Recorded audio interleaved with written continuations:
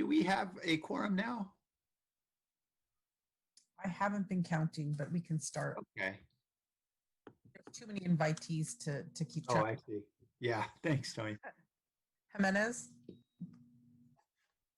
Yes. thank you. Perales, Here. Owen, Here. Roscoe, Present. Davis, Here. Esparza, Arenas, Foley, Here. Mahan, Jones, Liccardo. Present. You have a quorum. Great. Thank you very much, Tony. All right, we're off to the beginning of our budget study sessions. I want to thank all the staff, particularly in our budget team, who've worked so hard to get us to this point. We appreciate the beautiful binders that you have delivered to our offices, which we're happily reading. We know there's an enormous amount of hours that have been invested already and more to come still in the remaining weeks before we make our final decisions on the budget. So a big thanks to everybody for on Jim and Betty, Jim and Bonnie and everyone's team for your hard work. Dave, did you want to kick it off? Yeah. Thank you, Mayor. Appreciate that. Yeah, we are happy to be here finally to kick off the sessions today. It's been obviously a challenging year for our community and our employees, but we've all done, I think, tremendous work to kind of get us here. The budget that we're going to be discussing over the next few days, I think, will help transition us from, the pandemic to really your recovery. Obviously, recognizing that the community impacts are still severe, and we've got a lot of work to do to address them. And in some ways, the budget is still somewhat of a work in progress. On Monday, May 17th, we'll do a deeper review into community and economic recovery and bring forward recommendations on how the relief dollars can be used, and that's including the resources from the American Rescue Plan. So I think Monday, May 17th is going to be an important day. It's very important to understand that, with this budget, we're not fully addressing our ongoing deficit, and we're using a lot of one-time solutions here, which is not our normal practice, but given kind of the place and time we're in, it seems like the appropriate approach, but we're still going to have to confront the ongoing nature of our shortfall. I think also important, we've done a lot of work to embed equity into the budget process. Still more work to do in this regard, but very pleased with how the organization has responded and really embraced and worked hard to integrate equity into and make it a central focus of the budget that we're proposing today. So with that, I think I'll pass it on to Jim, and we'll start the formal process. Great, thank you, Dave. Go ahead and share my screen here. Make sure everybody can see me okay. Well, thank you all for being here. Good morning. My name is Jim Shannon, the city's budget director, and starting on day one of sort of a 4-day process to kind of go over the budget. We've got, so we got you for this morning to about 11:30. We've got all day on Thursday. We've got the morning of Friday, and then we've got sort of all day reserved on Monday to go over sort of community and economic recovery and the American Rescue Plan. I don't know that we'll need that whole day, but we're actually still kind of developing what that looks like. So we're not quite sure yet, but we'll keep you posted. We are, since this is the second time we've kind of gone through the budget overview process in the Zoom environment, we're going to again skip the presentations by CSA, which is our normal practice. We would have a little presentation for each CSA prior to doing in the Q&A. We're gonna kind of skip that in the future sessions and just go right into the questions from council. But did want to take some time for this process here to go over the budget, talk about the general fund revenue, get some grounding from the Office of Economic Development and Cultural Affairs on the economic outlook, talk through the budget sort of broadly, look at the budget balancing strategy, in particular on the general fund, and then spend some time talking a little bit about how the deliberate consideration of equity was used in the budget process, and dive a little deeper into a couple of the proposals that are actually in the budget, particularly on branch library hours and vehicle abatement as sort of examples of how our thought process is being used here. So a little bit of a longer presentation than normal, so we're going to try to step through it quickly, but it is a little bit more more content here. So please bear with us. So some situational context, like Dave said, this is a budget kind of in transition. It's reflecting the changes both in the community and the organization. I think we feel fortunate that we've likely weathered, hopefully the worst of the pandemic's revenue impacts. We do expect a meaningful economic recovery, toward the end of this fiscal year and next fiscal year, but we still find ourselves in a hole, both from a budgetary perspective, and then of course from a service level perspective, because the pandemic impacts are more than just revenue, of course, they've impacted sort of every aspect of our community.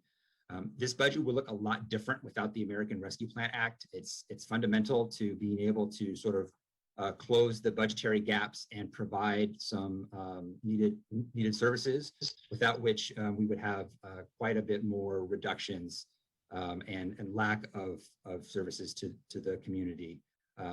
But even as Dave said, even with this improved circumstances and the American Rescue Plan funding, we've still got to resolve that 21-22 shortfalls. Even though economic conditions are better, we do find ourselves in a shortfall, which we resolve that for sure.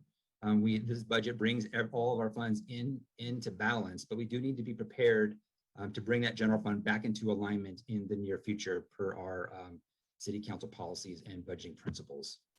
Thinking about that shortfall, here is the revised general fund operating margin for 21-22 and the subsequent 4 years. It's revised to a shortfall of 38.3 million, which is down from the 48.1, primarily because we got better news about how a segment of property tax is going to be calculated. The ERAF, or Educational Revenue Augmentation Fund, that calculation was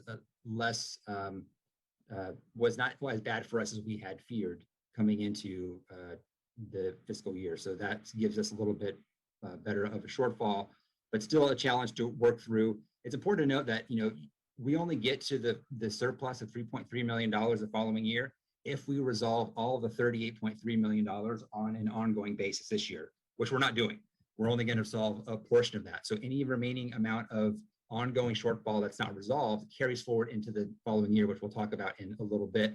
This also doesn't include any costs associated with services that were funded on a one-time basis last year, anything related to deferred infrastructure, or any one-time revenue sources. So, obviously the service need is always a little bit bigger than what is shown in the 5-year forecast. Talking a little bit about the general fund sources to kind of ground ourselves before I kick it over to the economic development team.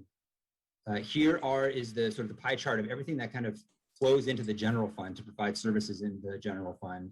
It's not surprising that, like most cities, we are really reliant on property tax and sales tax. It counts for over 50% of our revenues at about $676 million. For reference, it's about 93% of what we pay for police and fire protection services, which total about $729 million. So definitely need the healthy property tax and sales tax to make our budget work. So we'll talk about those a little bit more in a second. But we also do have a lot of other revenue sources, which is good about San Jose, is that we do have a pretty good diverse set of revenue. I think we would like more, of course, but the different components that we have are nicely varied. So we do have some business taxes, which is our general business tax, as well as our cannabis tax, card room tax. So those provide some revenue diversity there. We have our franchise and utility taxes, which are not really economically sensitive generally. So that provides a little bit of stability even when the economy is going a little wonky. Our real property transfer tax, that's the new revenues from Measure E that was passed in March of last year. And so although we receive those revenues into the general funds, we only will be allocating those funding per city council policy toward homelessness and affordable housing purposes. So they're shown in the general fund, but we are directing them for very specific uses. We have transfers and reimbursements to reimburse the general fund for various activities, several other revenue sources. And we have our fund balance, which is primarily carryover from unexpended allocation from the prior year. That includes things like our unexpended contingency reserve of 40 million, some 22 million of unexpended earmarked reserves, such as our higher ahead reserve, our future deficit reserve that we spend down. It also has $45 million of the American Rescue Plan in there, which we use to spend against for 21, 22, and we'll get into more of that a little bit later. Talking about just a couple of the main revenue sources in the general fund. Property tax, of course, is very large. This graph here shows a component of the property tax called secured property tax. And this is sort of the largest component and shows a little bit of where it's gone. I think the most welcome news from the pandemic was that property tax were not significantly negatively impacted. We're showing some slower growth, but they didn't go down, which would have been catastrophic for us. But they are remaining because real estate market is pretty strong. We're still showing some pretty good growth here for property tax. A couple of things to note, we do expect a little bit lower growth. So property tax growth is based on the growth of the assessed value as well as property turnover. The growth of assessed value is lower. We didn't hit the 2% max threshold that we normally hit every year. It's only a little bit over 1% for that because of the relatively low CPI. So and we're also showing a little bit of lower growth because I think we have a little bit of concern about the commercial component of property tax. Although the single family and the residential market's pretty strong, we're a little bit worried about how the pandemic will impact commercial property tax over the longer term. And so that is, or the medium term. And so that sort of dampens some of the growth that's out there. But we do have a couple other components. You see that sort of green line, that is the ERAF component, which has the strongest growth out of all the property tax areas is our ERAF calculation. So that's good news. The residual you see there, that is our residual property tax receipts from the successor agency area. And so to the extent that the successor agency can pay all of its obligations, the excess tax revenues flow to the different agencies. So you see kind of a smaller amount there in 2021 is because there was a court case at the California appellate court level that changed the methodology by which the different jurisdictions receive that residual tax allocation. So we took a haircut on an ongoing basis of about $3 million. And we also had to pay back about $7 million from the previous year. So that's why you see that lower black line looks pretty small, but we do grow then again in 21, 22 at the same rate we expect as the rest of the property tax. General sales tax, I wanted to show this because, without the revenue capture agreement, we again have a really different environment. And so the yellow bars there are the general sales tax, which is the main component of our sales tax. You can see we've definitely taken a hit over our overall general sales tax collections. It dropped in 1920, again in 2021. We are expecting growth because we do expect some pretty good economic growth in 21, 22, but we would still be lower or just a little bit lower than where we were in 18, 19. But we end up being high on a total basis is because of that revenue capture agreement with eBay. So just wanted to point out how different our sales tax environments would be without that agreement that was adopted in September of 2019. While not a big portion of the general fund, we do have TOT collections are extremely economically sensitive, and there is a larger component in our special funds, which helps us support our convention facilities, pay for cultural grants. And so, wanted to point this out because this has been the one that's been really hard for us. It really hasn't recovered much at all. And we do expect it to recover somewhat in 21, 2022, but it'd only be, about half the level it has been on a historical basis. And just to get some context, our occupancy rate for hotels through March year to date was about 36.4% versus a recent historical average of in the mid 70s. So you can see sort of how far that's fallen. We do expect some growth there, but still to be really impacted for the rest of the fiscal year. So I just wanted to ground us a little bit in a few of those main revenue categories. But what I do want to do now is I'm going to stop sharing my screen and turn it over to Nancy Klein and Chris Burton for the Office of Economic Development and Cultural Affairs to kind of ground us in our economic outlook. So I'm going to stop here and turn it to you, Nancy and Chris. Good morning, and thank you, Jim. Chris will bring up the presentation, as he's doing that, I just want to say, I believe you'll hear a theme, which you've already begun to hear, which is about looking at the economy, seeing some upside in the recovery, but really focused on those who won't be taking advantage of the upside and how we think through how to provide the best services as a result. We begin these budget hearings as we traditionally do with an outlook on the economy. And we talk to you about indicators and the forces in the economy, and then their impacts on people and our ability to provide services. While we begin in a traditional way, this is no common time and no common budget. More is at stake for the city and the region than ever before. The pandemic has seared into our minds and beings that we are inextricably linked, and how we stretch our budget determines our ability to serve our residents and those most in need. Next slide, please.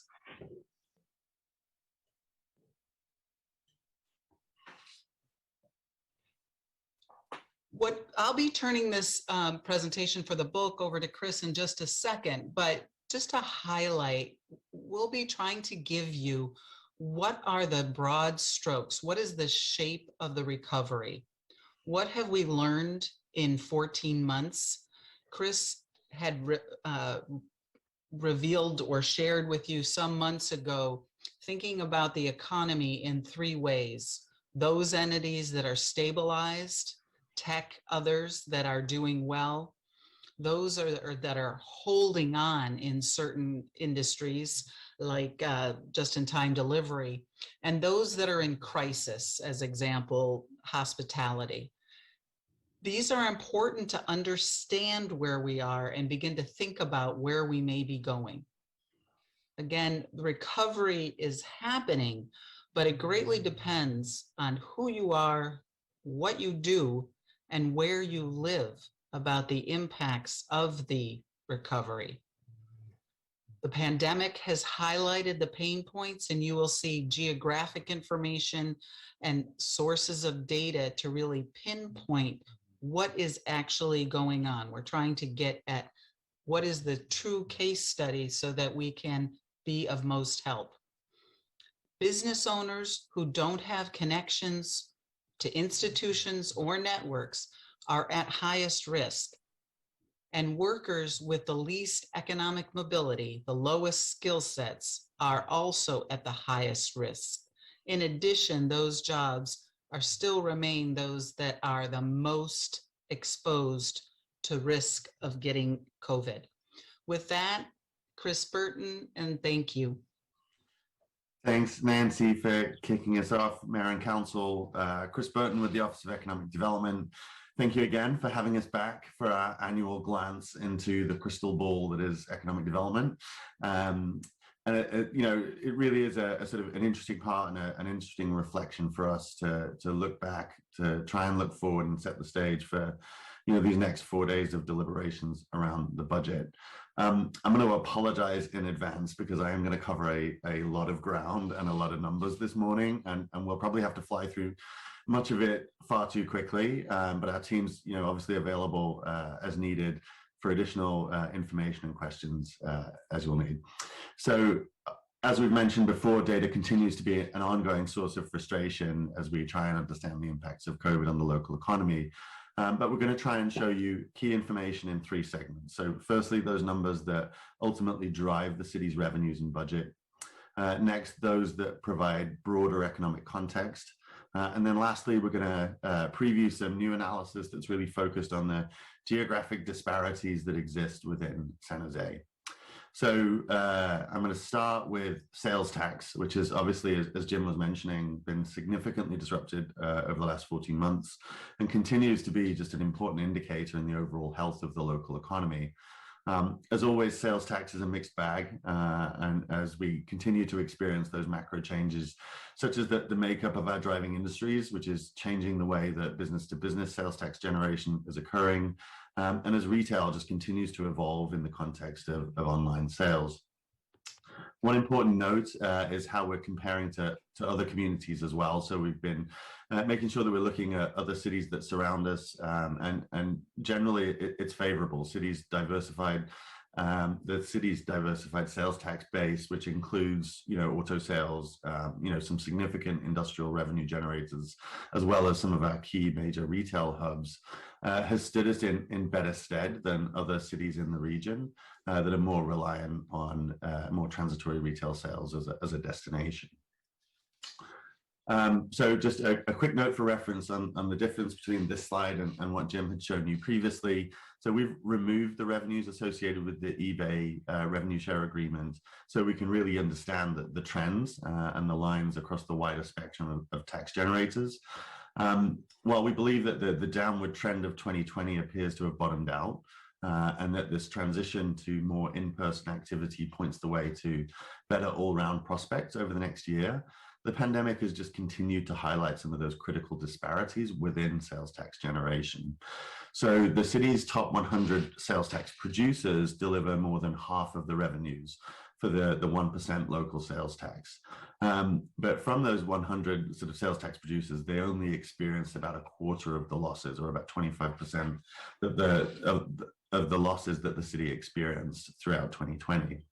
That means that the remaining 75% of that number that's north of 30 million was lost as a result of impacts to small business. And sort of the remaining businesses throughout the city, which are the vast majority of which are small and local businesses, meaning that for every dollar lost by a top 100 company, $3 in revenue to the city were lost from those businesses throughout the city. We also continue to pay close attention to differing impacts across different sectors within the city, and while generally down, there are some clear winners and losers as measured by sales tax generation. One winner is definitely construction in San Jose, and to some extent that's related to ongoing commercial construction projects. Some of that is tied to increased cost of materials, which obviously generates a higher tax proportion. But also the other sort of key driver is a sort of marked growth of a 4% year-over-year increase, largely due to retail and home improvements. And so obviously, as residents have finally got around to the long list of projects during shelter in place, we've seen retail spend in the construction and materials sector up 14%. On the opposite end of the spectrum, there continues to be the impact of the changing nature of larger businesses in B2B sales tax generation. And then, of course, consumables. So in particular, apparel and major department stores faced significant headwinds as a result of the public health restrictions on their operations and the shutdown of surrounding offices and events close to their location. As we look past 2020 and sort of into 2021, consumer spending remains discombobulated, right? As people sort of transition themselves out of shelter in place, the disparity between in-person and online sales continues to transition. And then as a result, the length of the recovery for certainly the retail sector across the sort of broad spectrum, as we try to get back to pre-pandemic levels, could be anywhere from, a year to possibly up to 4 years, depending on the sector. So I'm going to try and race through very quickly on some numbers related to the built environment, beginning with development and its potential future impact on demand for services, as well as its opportunity to generate revenues for the city. Obviously, the economic impact of development is far-ranging and includes sales tax, city fees, taxes, property taxes, and of course the direct and indirect spending impact of new people inhabiting those new buildings. For some of these slides, you'll see that we've included, just for historical reference, the impact of the Great Recession back in 2008, 2009 as a means of understanding potential future impacts in the wake of the pandemic and sort of seeing how we're doing by comparison. This chart combines a number of different sources for a combination of office, industrial, and what's known as flex space or sort of typically R&D type development, which really represents our driving industries and our largest employers. At this point last year, there was still a significant question mark over the commercial real estate market, and it's a bit of a spoiler alert, but there are still some major unanswered questions about the transition of workplaces. But by and large, the majority of projects that were underway, or at least close to breaking ground, continued to move forward through 2020, with a couple of notable exceptions. So in this chart, the blue bars represent construction starts by square feet for these segments, and then that orange line is the combined vacancy rate, which actually remains fairly low throughout the period, even though we see that uptick in vacancy, and that's in part due to the city's industrial building stock. The big question is still about workers returning to the workplace. So when, how many, how fast? And until these questions are answered, it'll continue to sort of be difficult to really understand the long-term implications for commercial development throughout the city. And unfortunately, this same uncertainty will cause hesitations for lenders and finance partners as developers look for opportunities to move projects that they have on the books forwards. However, in the meantime, there seems to be some interest in moving forward with entitlements, certainly in key employment centers, which will ultimately better position the city as those financial markets begin to open up and projects begin to move forward.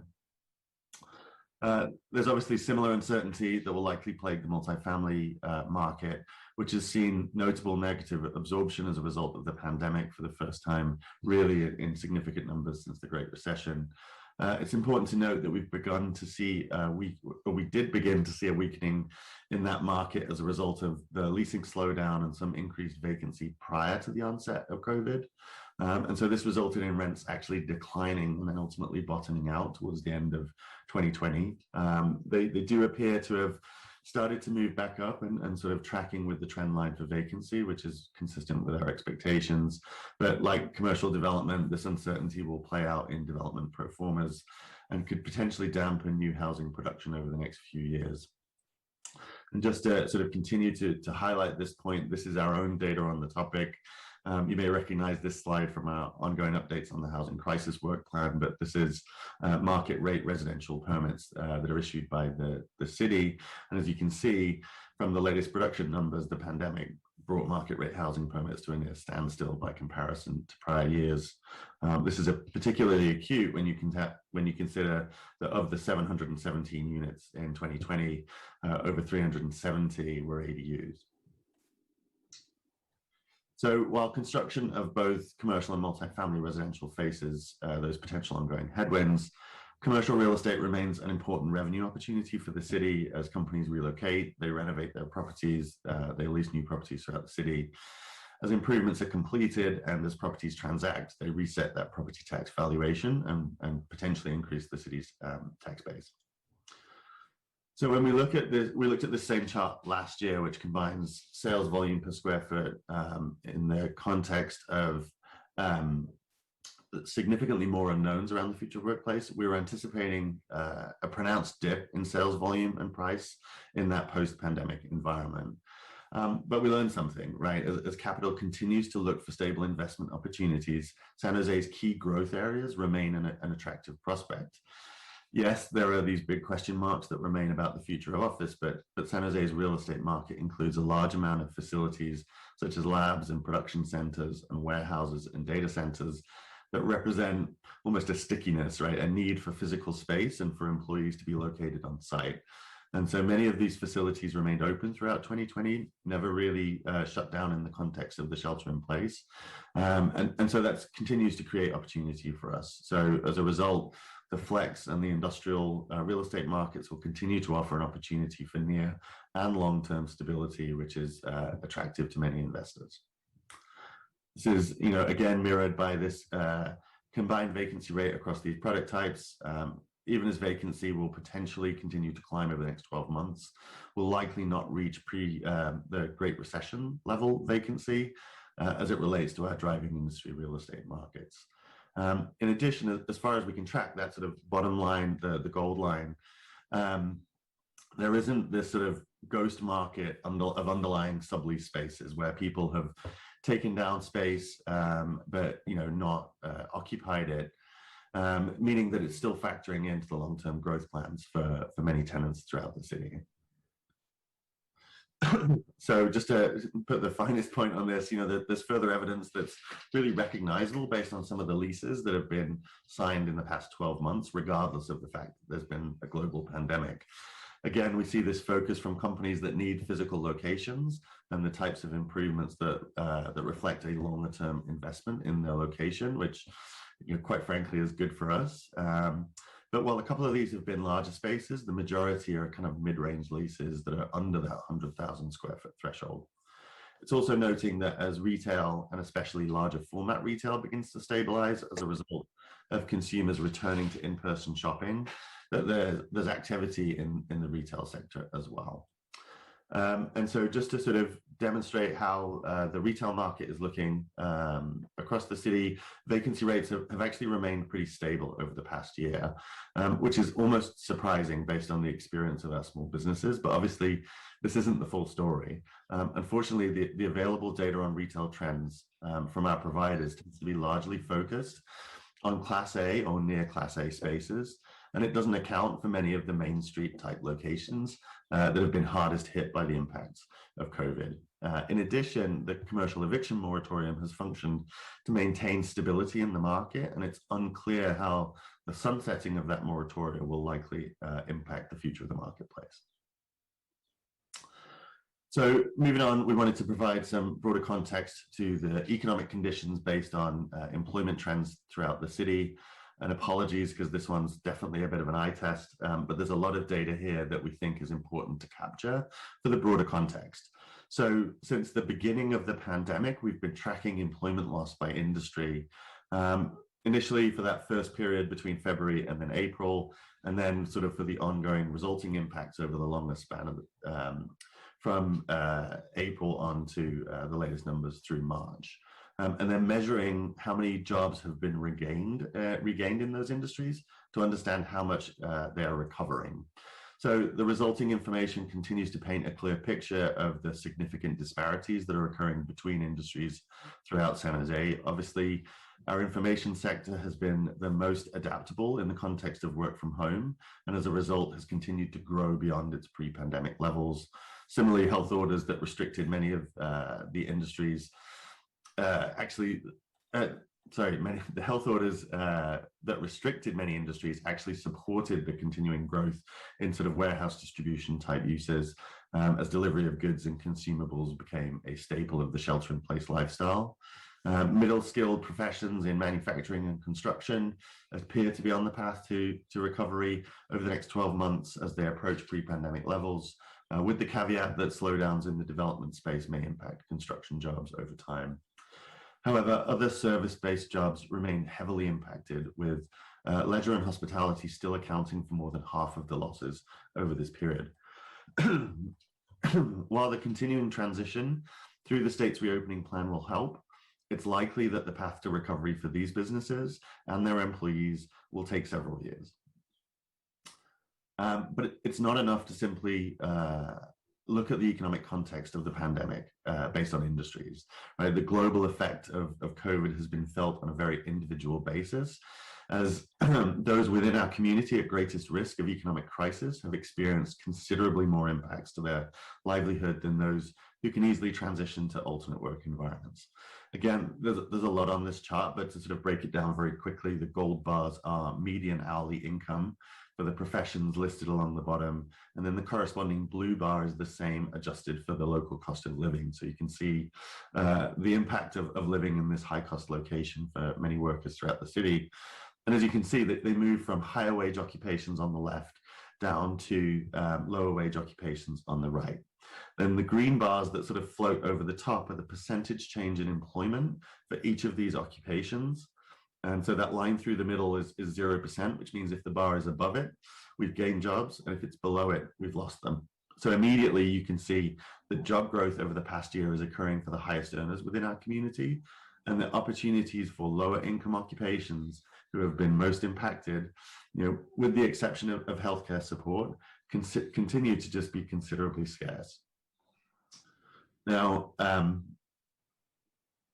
we wanted to continue to just put a finer point on this data. And so we've updated these numbers, which we presented to council previously, that sort of give you a glimpse into the racial makeup of two of our highest wage and highest growth occupations in management and in business and financial operations, and two of the sort of lowest in food preparation and serving and healthcare support.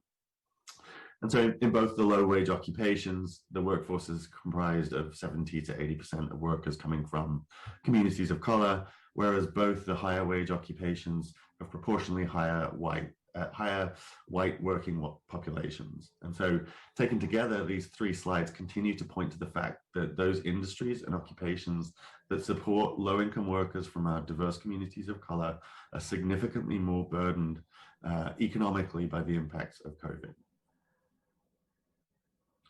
So in this last section, I'm going to run through a lot very quickly, but we wanted to preview a little bit more work we're doing to break down the numbers that have historically only been shared on either a citywide or above level to understand the diverse nature of the different geographies throughout San Jose. I will say this data remains a work in progress. It still isn't as fine-grained as we would ultimately want it to be, but it represents a first step in the process and provides good context as to how different parts of the city's economy are performing. So I'm going to walk through 4 different slides with a number of maps that hopefully demonstrate the interconnected nature of the city's economy. Traditionally, unemployment data has only been available at an MSA and at sometimes a city level, but our team has been leveraging a model that's been created by a team working out of New York to understand different unemployment trends occurring within the city. And so these 2 maps represent 2 points in time, January and December of 2020. And this isn't an unemployment heat map. Instead, the colors here represent the difference between the area unemployment in different parts of the city to the citywide average. So those red areas are obviously areas with unemployment that's higher than the citywide average versus the darker green on the other end of that spectrum, which represents areas with lower than the citywide average. And so what we can see from these maps immediately is that as the course of the year has progressed, the unemployment situation has deepened significantly in the east side to over double the citywide unemployment rate, but that also it spread out from the area across the sort of south of San Jose as well. While generally sort of north and west San Jose has remained in better condition than the citywide average. And so then, in addition to understanding that sort of more localized picture of unemployment, we wanted to understand where people from those communities that are still in work are physically employed. And so this map represents net commute patterns throughout different zip codes in the city. It's 2021 Q2 data, so it's relatively recent.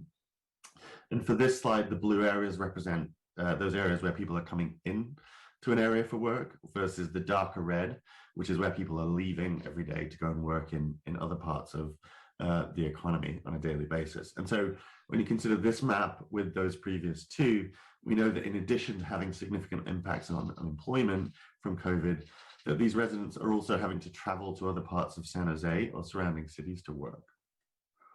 Now, on top of this, we can layer an understanding of what's been happening to small business and small business revenue during that same period. So this map represents small business revenue change by zip code. We sort of looked at the broader area, understanding that people are traveling further afield. For this map, the darker red color signifies a higher proportion of revenue loss. And what's striking here is that those more heavily impacted areas tend to be proximate to employment centers, which means that there's a lasting impact on small businesses from shelter in place and the public health orders as people have not been coming to work. So the sandwich shops, the coffee shops, the dry cleaners, personal services, as well as sort of hospitality, entertainment, and retail are all supported by this broader economic activity.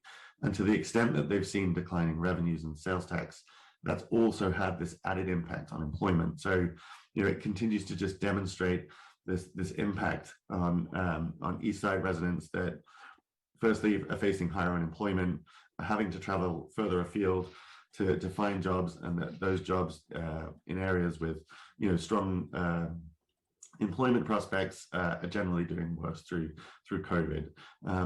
And so then lastly, just to sort of continue to illustrate this point, we used our own sales tax data to understand the impact geographically as a measure of business performance. And so each of those red dots on this map is a sales tax generator, which is good. We like to see lots of those. And by area, we've seen declines across all our major employment centers, with the most significant being in downtown, which has experienced an almost 50% drop in sales tax generation year over year. And that's because it's reliant on that worker population to ensure that those businesses can continue to operate successfully.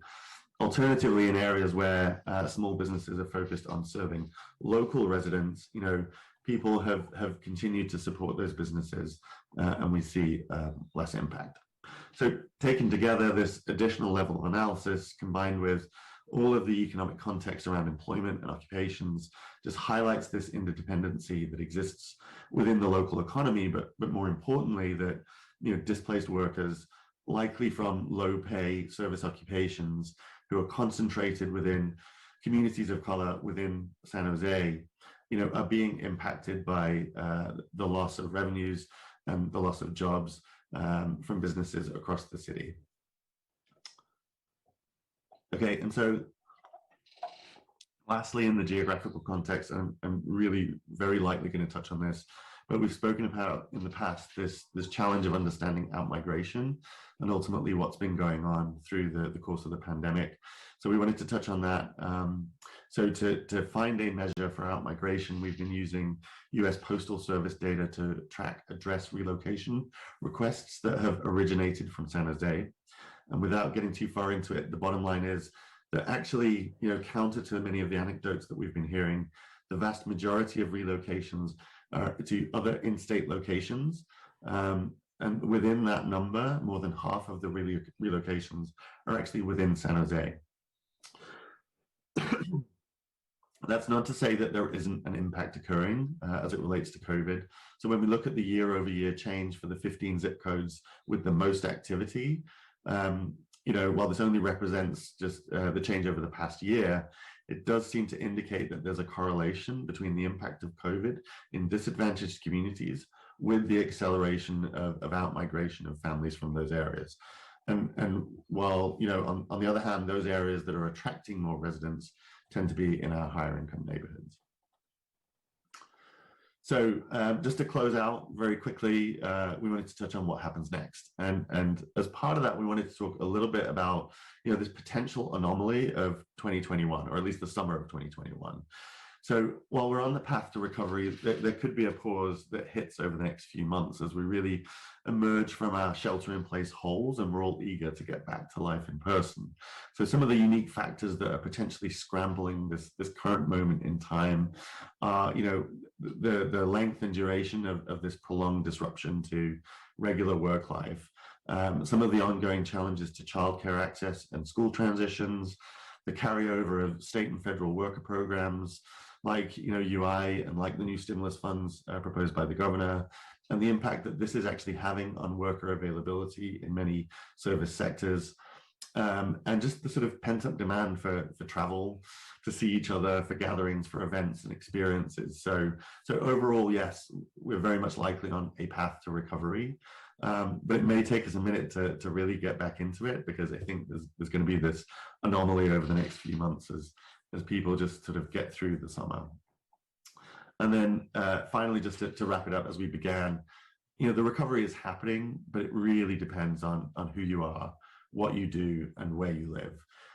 And these factors will continue to put pressure on our ability to experience an evenly distributed recovery that benefits all of the residents and businesses within San Jose.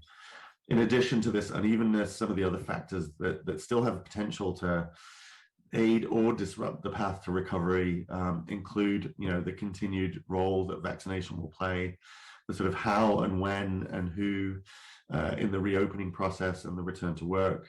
And then there are also these other risks to the sort of macroeconomic environment that could have an impact across the board for San Jose, including, potential risk of inflation, disruptions in transportation, especially when we think about the current concerns over gas availability or future concerns about power supply. And then also some of these macro supply chain issues that we've talked about previously. And then also just the potential for this almost existential risk to the local economy as the tech sector, begins to move through this next phase of workplace transition. So all of this, plus the possibility of the additional flare-ups we see, around variants in the virus, point to some amount of fragility in that path to recovery. But it's definitely there. And I think, at a macro level, all the signs seem to be pointing to the positive. And so with that, I'm going to hand it back over to Jim and the team.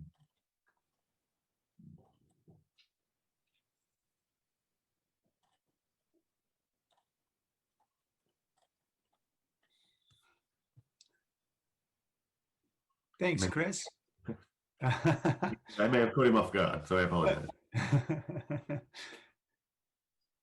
All right, folks.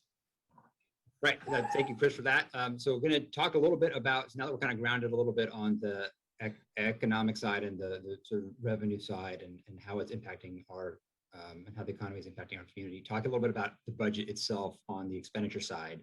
So this chart here shows our total proposed city budget of about $4.5 billion. When we look at all the different types of funds, we have 135 of them.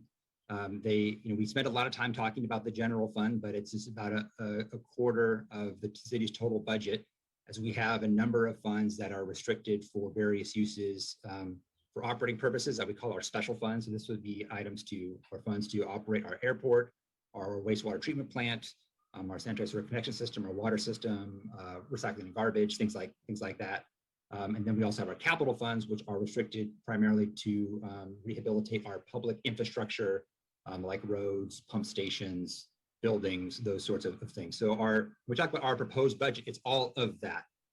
Today we're talking about mostly the operating budget, which is just a general fund and special fund, although we often spend a lot of time on the general fund because those revenues are pretty much the only ones that are available for any governmental purpose. And so there's definite choices about how that general fund should be allocated based on all the needs our community has. Stepping back though, and experimenting a little bit to show what the operating budget looks like from an all sort of funds perspective by CSA. So I don't know if I love this exactly, but this, I know some council members have been asking sort of, so hey, we talk a lot about what the general fund budget is by CSA, but what is it, for all of the funds? And this pie chart sort of shows that by CSA. We have our public safety, which is about 27.7%, which is the largest slice, but then you've got environmental and utility services just right behind that there. That of course has all of our utility systems and our garbage and collection services. The slice for strategic support is a little bit probably too big. There is a lot of the debt service that is paid for most other CSAs shows up in strategic support, as does some of the benefit fund payments, which are used to support employees working in other CSAs. So probably a little bit of work, but it kind of shows an overall perspective of when you look at not just a general fund, but sort of zoom out and see it all funds perspective, the different investment levels by the CSA. Again, I think with strategic support, being a little bit too big here because it sort of double counts a little bit of the benefits and then has some of the debt service in there that finance oversees, but really is assigned to different programs. But we'll keep working on that, but I wanted just to show that. It does exclude all the fund balance and the transfers and the reserves, and it does not include any capital project expenditures itself, although it does include the dollars to support capital program staff. So like public works folks who are used to manage capital projects, for example. But when we do zoom in a little bit to the general fund, we can see that public safety is the primary, is the largest use of general fund in terms of those types of departments.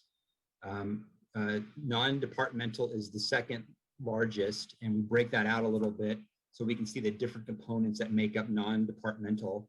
A chunk of it is our citywide expenditures, which are multi-departmental initiatives. We do have some of our earmarked reserves that are for specific allocations that that will occur in the future. And of course, we have our contingency reserve, and our encumbrance reserve is basically for those funds that are committed but not yet sort of spent. And we've got some funding for capital maintenance, our community services, which is our libraries and parks, and then our general government sort of back of the house folks like HR and finance and IT and city manager and mayor and council. The different types of expenditures, we are primarily a service organization, so it makes sense that we employ people to do work. And so that's about 70% of what the general fund goes for, is to pay people to do work.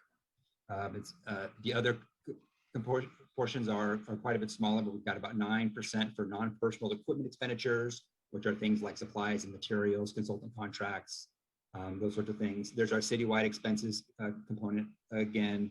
Our earmarked and contingency reserves about 9%, and a little bit for capital contributions and transfers, all of about 1.3 billion. Just a quick note, this number will probably go up a little bit. So when we do the adopted budget, we will roll over any funding approved in the current year that needs to be carried over into the following year to continue projects. So that'll probably go up by be close-ish to about 1.5 billion once we end up adopting the capital budget. So we have for our budget sort of process here, we made sure we brought all of our funds into balance, the general fund and all the special and the capital funds. We fully addressed the $38.3 million shortfall in the general fund with a combination of $6.7 million of ongoing solutions only, closing most of that with one-time solutions of $31.6 million.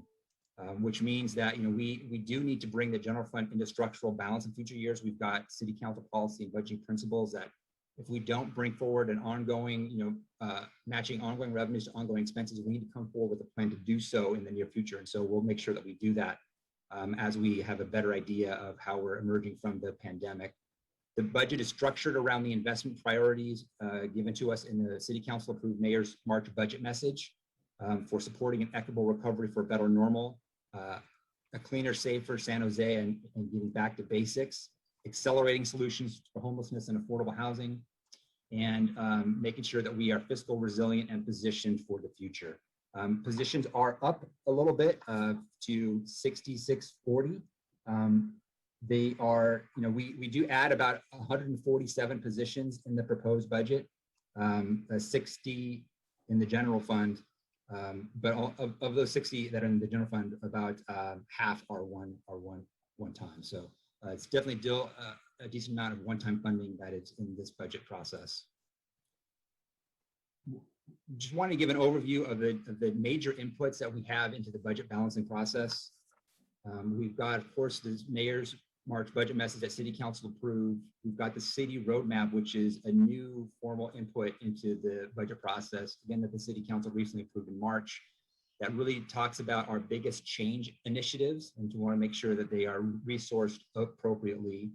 Our budget balancing strategy guidelines are general practices and steps that we go through that are also incorporated into the March message to provide guidance for how to balance the budget. And we've got, again, our city council policy 1-818, which gives us good budgeting principles, as well as the formal city council, City of San Jose budget principles that were approved back in the last Great Recession, making sure that we, from a longer view perspective, we bring our general fund into balance from an ongoing perspective, which we'll need to come back and do. But at the core of it, we want to make sure that we are deliberately making, deliberately asking the questions about equity as part of the budget process, both in the development of the recommendations that departments bring forward to the city manager and how the city manager's office thinks about putting together an overall budget balancing strategy.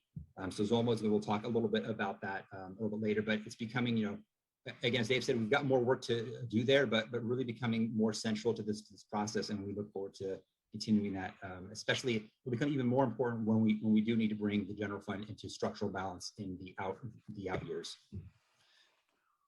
So here is the overall strategy for the general fund. We've got a $38.3 million shortfall in 21, 28, 22, and on an ongoing basis. What we can see here is that although we've fully balanced the budget in 21, 28, 22, we've got a pretty significant chunk that we've used one-time funding for. So when you see this $31.6 million on an ongoing basis that sort of remain unsolved, that's the ongoing shortfall that has not yet been solved. Essentially, we use that to one-time funds to close that gap. So we've only got about $6.7 million of ongoing solutions. Most of,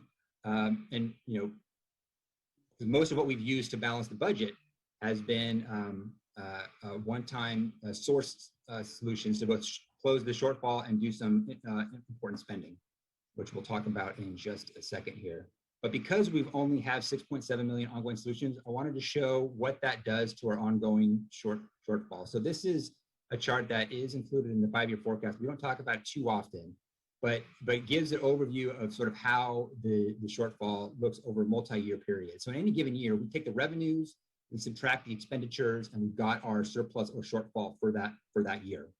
And we've got one for every single year, right? We've got $6.7 million of ongoing solutions that we're recommending as part of this budget process. So that will bring our ongoing shortfall to 31.6 million. We've closed that gap with one-time funds. So we've got a fully balanced budget for 21-22. But what that does mean is that the next year's shortfall is only going to be reduced by that 6.7 million. So we will, all things being equal, next year we'll start with a $28.3 million shortfall in the general fund. So when we come forward with our strategy for the American Rescue Plan on Monday, May 17th, we will want to recommend a minimum amount of at least the $28.3 million to make sure that we have at least that amount to balance the budget for the following year, which is consistent with our multi-year strategy. Typically, if we have a shortfall projected in the next year, we will reserve that amount in the general fund to help offset that shortfall. We don't have those resources right at the moment because we don't get the American Rescue Plan all at once, but that will be our strategy going forward, is to make sure that we reserve enough funding for that purpose. Real quickly here on the change in the sources. So most of our solutions here are one-time in nature, and a lot of them come from the beginning fund balance. And the biggest one here is $45 million from the American Rescue Plan to reimburse the general fund for revenue lost due to the pandemic. The guidelines came out for American Rescue Plan on May 10th, which has some pretty complicated calculations for how we need to arrive at what the city can reimburse itself for. But we do feel confident that this $45 million will be appropriate and allowable. And we arrived at that figure to make sure that we could address the shortfall without having to dig too deeply into service cuts. So we have no significant service impacts for community-facing services as part of this budget strategy. There's no layoffs. And so the reason why, though, is because we could pull a decent chunk of money from the American Rescue Plan. So this helps us close our shortfall and address some key sort of one-time needs that we have in any given year, which is how we arrived at the overall $45 million level. We've also got the way back pre-pandemic, we had thought that the 21-22 shortfall was going to be $11.1 million. So we had set that aside, that money in a reserve. We can cash that reserve in now and spend from it. We're anticipating to have a little bit of extra, either excess revenue or expenditure savings above what was already assumed in the forecast of about $6 million. And we've got a couple of other reserves to liquidate, which would give us a total of $64.2 million. We've got a small number of sort of grants, reimbursements, and fees, and a little bit of other revenue, which sort of nets out there. Importantly, it's some revenue for the Office of Quality Assurance will allow us to hire an additional position in that program, which will be really helpful. So overall, change of sources is $68.2 million on a one-time basis. Only $3.1 million is an ongoing revenue solution. On the expenditure side, you can see that we need, in any given year, we do have investments that we got to make just to make sure that we can continue basic services. And so that's why you see this relatively large number here in the category of unmet deferred technology and maintenance. These are things like radio replacements for those radios that are going to come out of service that support our police and fire systems. We have $4.1 million to replace our business tax system. We've got some to replace or sort of rehabilitate the Singleton gas flare system that is going to be out of compliance. So some pretty significant investments that we have to make there. want to point your attention to the $5.9 million here of the cost reductions for cost reductions, service delivery, efficiencies, and funding shifts. We don't have a lot of tools to resolve the ongoing shortfall without digging into service level cuts or expenditure reductions. So this $5.9 million reduction was the max that we thought that we could do without significantly impacting community services, which we weren't prepared to do given sort of the transitional nature of the economy that we're in, and the resources that were available from the American Rescue Plan. So that's the number that we arrived at when we sort of stepped back and looked to see, okay, well, we know that reduction in services is going to impact our most vulnerable. So this isn't the year to try to dig into that.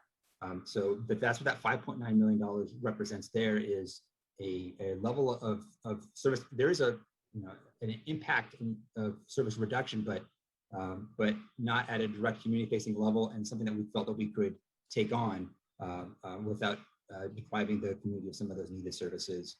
I do want to point out also that those costs previously funded on a one-time basis, we are continuing some of those, and we are making some of those permanent. The biggest one there being the Office of Racial Equity that was only funded on a one-time basis in 2021, but is made permanent with this proposed budget.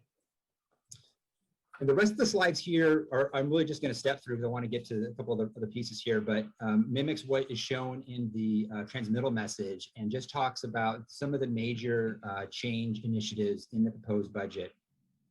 You see here attachment D, and attachment D is an attachment that we have to the city manager's transmittal message that is responsive to all of the items that are in the mayor's March budget message. We wanted to make sure that we would be responsive to those items. So we talked about those, and they're mapped to our city roadmap items related to community and economic recovery, but a large number of them are not actually budgeted yet. What we wanted to do is wait until we had more guidance from the American Rescue Plan, and we'll come back on our May 17th and actually recommend a budget allocation for a lot of these initiatives. So you'll see them here as attachment D, primarily because we wanted to describe them and be responsive to that direction, but we weren't just quite ready to put them in the proposed budget yet, so we need a little bit more information from the Treasury Department before doing so. And so we have them categorized here for supporting an equitable recovery for a better normal, which includes resilience core, digital inclusion, Office of Racial Equity, the San Jose Alfresco program, library branch hour operations, and for lower resource communities, which Jill's going to talk through in just a moment. Just stepping through some of these, racial equity plan for the housing department, language access coordination reserve, disability community engagement service evaluation, getting back to basics, a cleaner, safer San Jose. So one of the largest things that we're doing, and we did release an NDA on this last evening, is the Beautify San Jose consolidated model. We're hoping to get maybe a multi-year funding strategy out of it. So right now, the expanded scope of the Beautify San Jose program as it's currently deployed out of the EOC, that expanded scope is anticipated to be funded by the American Rescue Plan. So it's not in the general fund, but when that funding expires, it will need to come back into the general fund. So that's about a $7 million sort of ongoing investment there that we'll need to take into account. I don't know if we're going to be able to get all 3 years there, but that is our initial cut at it. Also important here, we are standing up Fire Station 37, which will add a new engine company, which is really good news. So that comes online estimated in January. So we've got partial year funding for that, which is offset by some reserves that we had set aside as part of the forecast. We have a vehicle abatement program we want to talk through about proactive patrol and complaint response that has an equity focus. And then so we've got a number of other initiatives here, foot patrol for downtown high needs neighborhoods. We've got the traffic safety and illegal sideshow overtime and automatic license plate readers from the police department, the continuation of Project Hope on a one-time basis, a number of other items here. We've got accelerating our solutions to homelessness and the affordable housing crisis.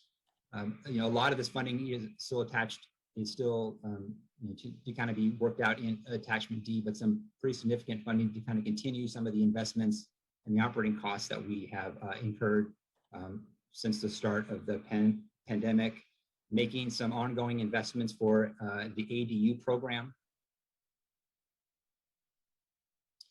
And for our fiscal resilience and our future, we have a number of items here that are both investments for the deferred infrastructure that we have to do to make sure that we, to have a fiscally resilient city, first we need to make sure we have a city that sort of works still. So we do have some significant capital investment here for radio replacement, our self-contained breathing apparatuses in the fire departments. We do set aside $3 million for the essential services reserve. Here's where we have our closed landfill compliance at the Singleton property. And then we do have also a number of cost reductions as well. So the development services, imaging, and call center staffing. Although that's in the development fee program, we saw some really good efficiencies from implementing some new programs there. So we have some pretty significant cost reductions in the development fee program.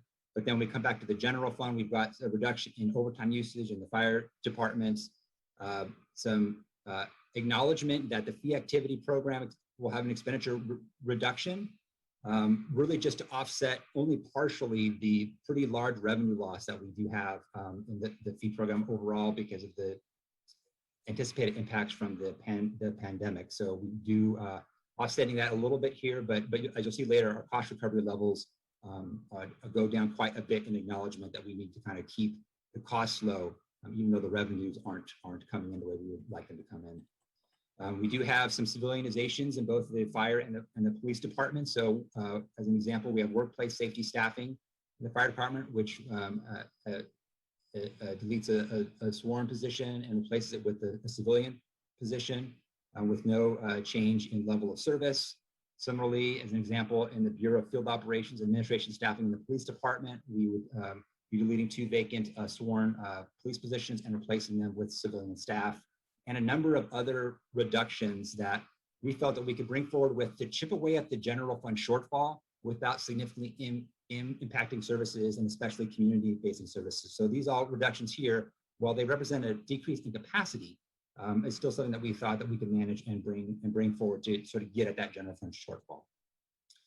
And then we do have a number of items that are discussed that aren't necessarily specifically aligned to the mayor's March budget message, but are important nonetheless. In any given year, we've got a number of things that we need to address. And so making sure that we have environmental review staffing in PDCE funded by some capital funds. We've got some investments to make in our South Bay water recycling system for maintenance and operations, some solid waste enforcement compliance staffing, continued one-time investment in implementation of Climate Smart San Jose. We've got some continued one-time funding for the PAL facility, continuing funding for some volunteer management and PRNS. We've got a little bit of investment in TAS or pavement markings, and a continuation of funding for our city forests on a one-time basis. We do also want to continue to invest in our workforce, so we have a one-time allocation for learning, the learning and development roadmap. And then here, again, here's the additional staffing we want to add for the Office of Quality Assurance and Labor Compliance that will help that program out, provide a little bit of policy and overview capacity in that area. Real quickly on the fees and charges adjustments. So we do have a number of fees and charges that are being adjusted. We have a whole book that will talk about them, but just some of the main folks for the utilities. No increase for the storm and the sewer system. We'll talk about the impact of the storm sewer as part of the capital budget. Recycle Plus rates are noticed for 17% for single family, 7% for multifamily, and average 9% increase for the muni water system. Our development fee programs are increasing from a range of 3 to 8% to maintain cost recovery. And our other fee programs, generally adjusted to maintain cost recovery, but we do have some exceptions. We were definitely sensitive to getting all the way to cost recovery is probably not appropriate in this environment that we're in. And in particular, sort of the PRNS fee program, that cost recovery rate drops to from 59% to 26%, an acknowledgement that we need to make sure that those options and those classes are still affordable for our community. So with that, what I'd like to do is turn it over to a couple of folks to talk more specifically about how equity was embedded into the budget process. First, with Zolma Maciel, our Office of Racial Equity Director. Zolma? Great. Thank you, Jim. Good morning, Honorable Mayor and City Council. Like Jim said, Zulma Maciel here with the Office of Racial Equity. I'm here to describe the evolving role of embedding equity in the budget process, a brief review of the Budgeting for Equity worksheet we introduced this year, and some highlights of what we learned. So quickly, we thought it would be important to recap the initial steps we took during the last budget cycle. During the 2021 budget process, departments conducted an equity review and analysis on one or more of their budget proposals and were provided a toolkit to help guide that process. A total of 15 items across all departments were submitted last year with varying levels of detail. And what we learned last year still holds true today, that departments were open to and excited about explicitly engaging questions of equity into budget development, but more training and coaching needed to occur earlier in the budget development process. We also learned, and it was reinforced this year again, that access to data, especially disaggregated by race, was and likely still is the biggest challenge to advancing equity in the budget process. And a consistent citywide equity approach would be helpful to evaluate future work and would assist departments in framing results and naming equity impacts. So creating a clear link between the components of what we'd like to, is between those things are the things that we'd like to build in the city's budget process for the future. Next. So before I describe the process we introduced this year, I'd like to center our understanding on the why. So why is this important? Because local governments can reduce the harm experienced by communities already suffering, lift them up, and thereby serving the community as a whole. I'm encouraged by the willingness of this organization and the leadership demonstrated by the City Council to initiate steps towards laying a foundation for effective budgeting for equity. So the City of San Jose is now much more race conscious than ever before. So just think about how far we've come in the last couple of years. And most importantly, our ability to ask the right questions so that we can begin to see measurable benefits will be a significant task for the administration. Next. So as you're all aware, I entered the role as director last fall, and soon after we began a discovery process of researching, assessing, and meeting with other large cities to learn about ways that they were integrating equity analysis into the budget process. And as a result, the Office of Racial Equity and the Budget Office determined that despite the short runway we had last fall, we wanted to make sure that we had meaningful progress to deepen the influence of equity on the budget development process. So we co-designed and rolled out a Budgeting for Equity worksheet designed to do primarily 4 things: identify whether budget proposals advance equitable outcomes for residents, assess the equity impacts of budget decisions for potential burdens and benefits for communities of color and low-income communities, ensure or consider how departments help reduce disparities, and reflect on ways to increase and improve community engagement efforts. So simultaneously, we worked with the Public Works Department and others to build a San Jose Equity Atlas.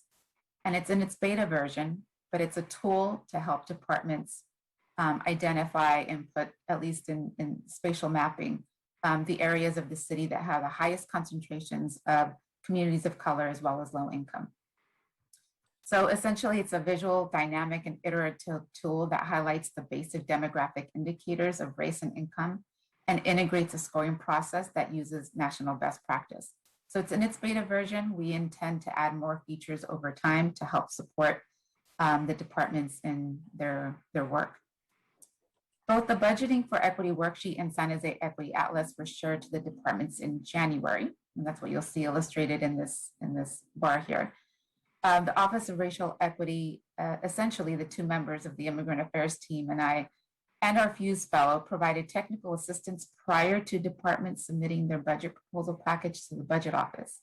We then reviewed 20 Budgeting for Equity worksheets that were submitted and followed up with all departments, met with their leadership teams, and we discussed what they had submitted, as well as we and the Office of Racial Equity were really interested in seeking recommendations for how we can improve this process in the future. Next. So how does one consider and apply an equity lens in budgeting? So the worksheet focused on 3 sections of these 4. So the first one, apply an equity lens to assess impact, including how the department will focus existing resources to advance equity.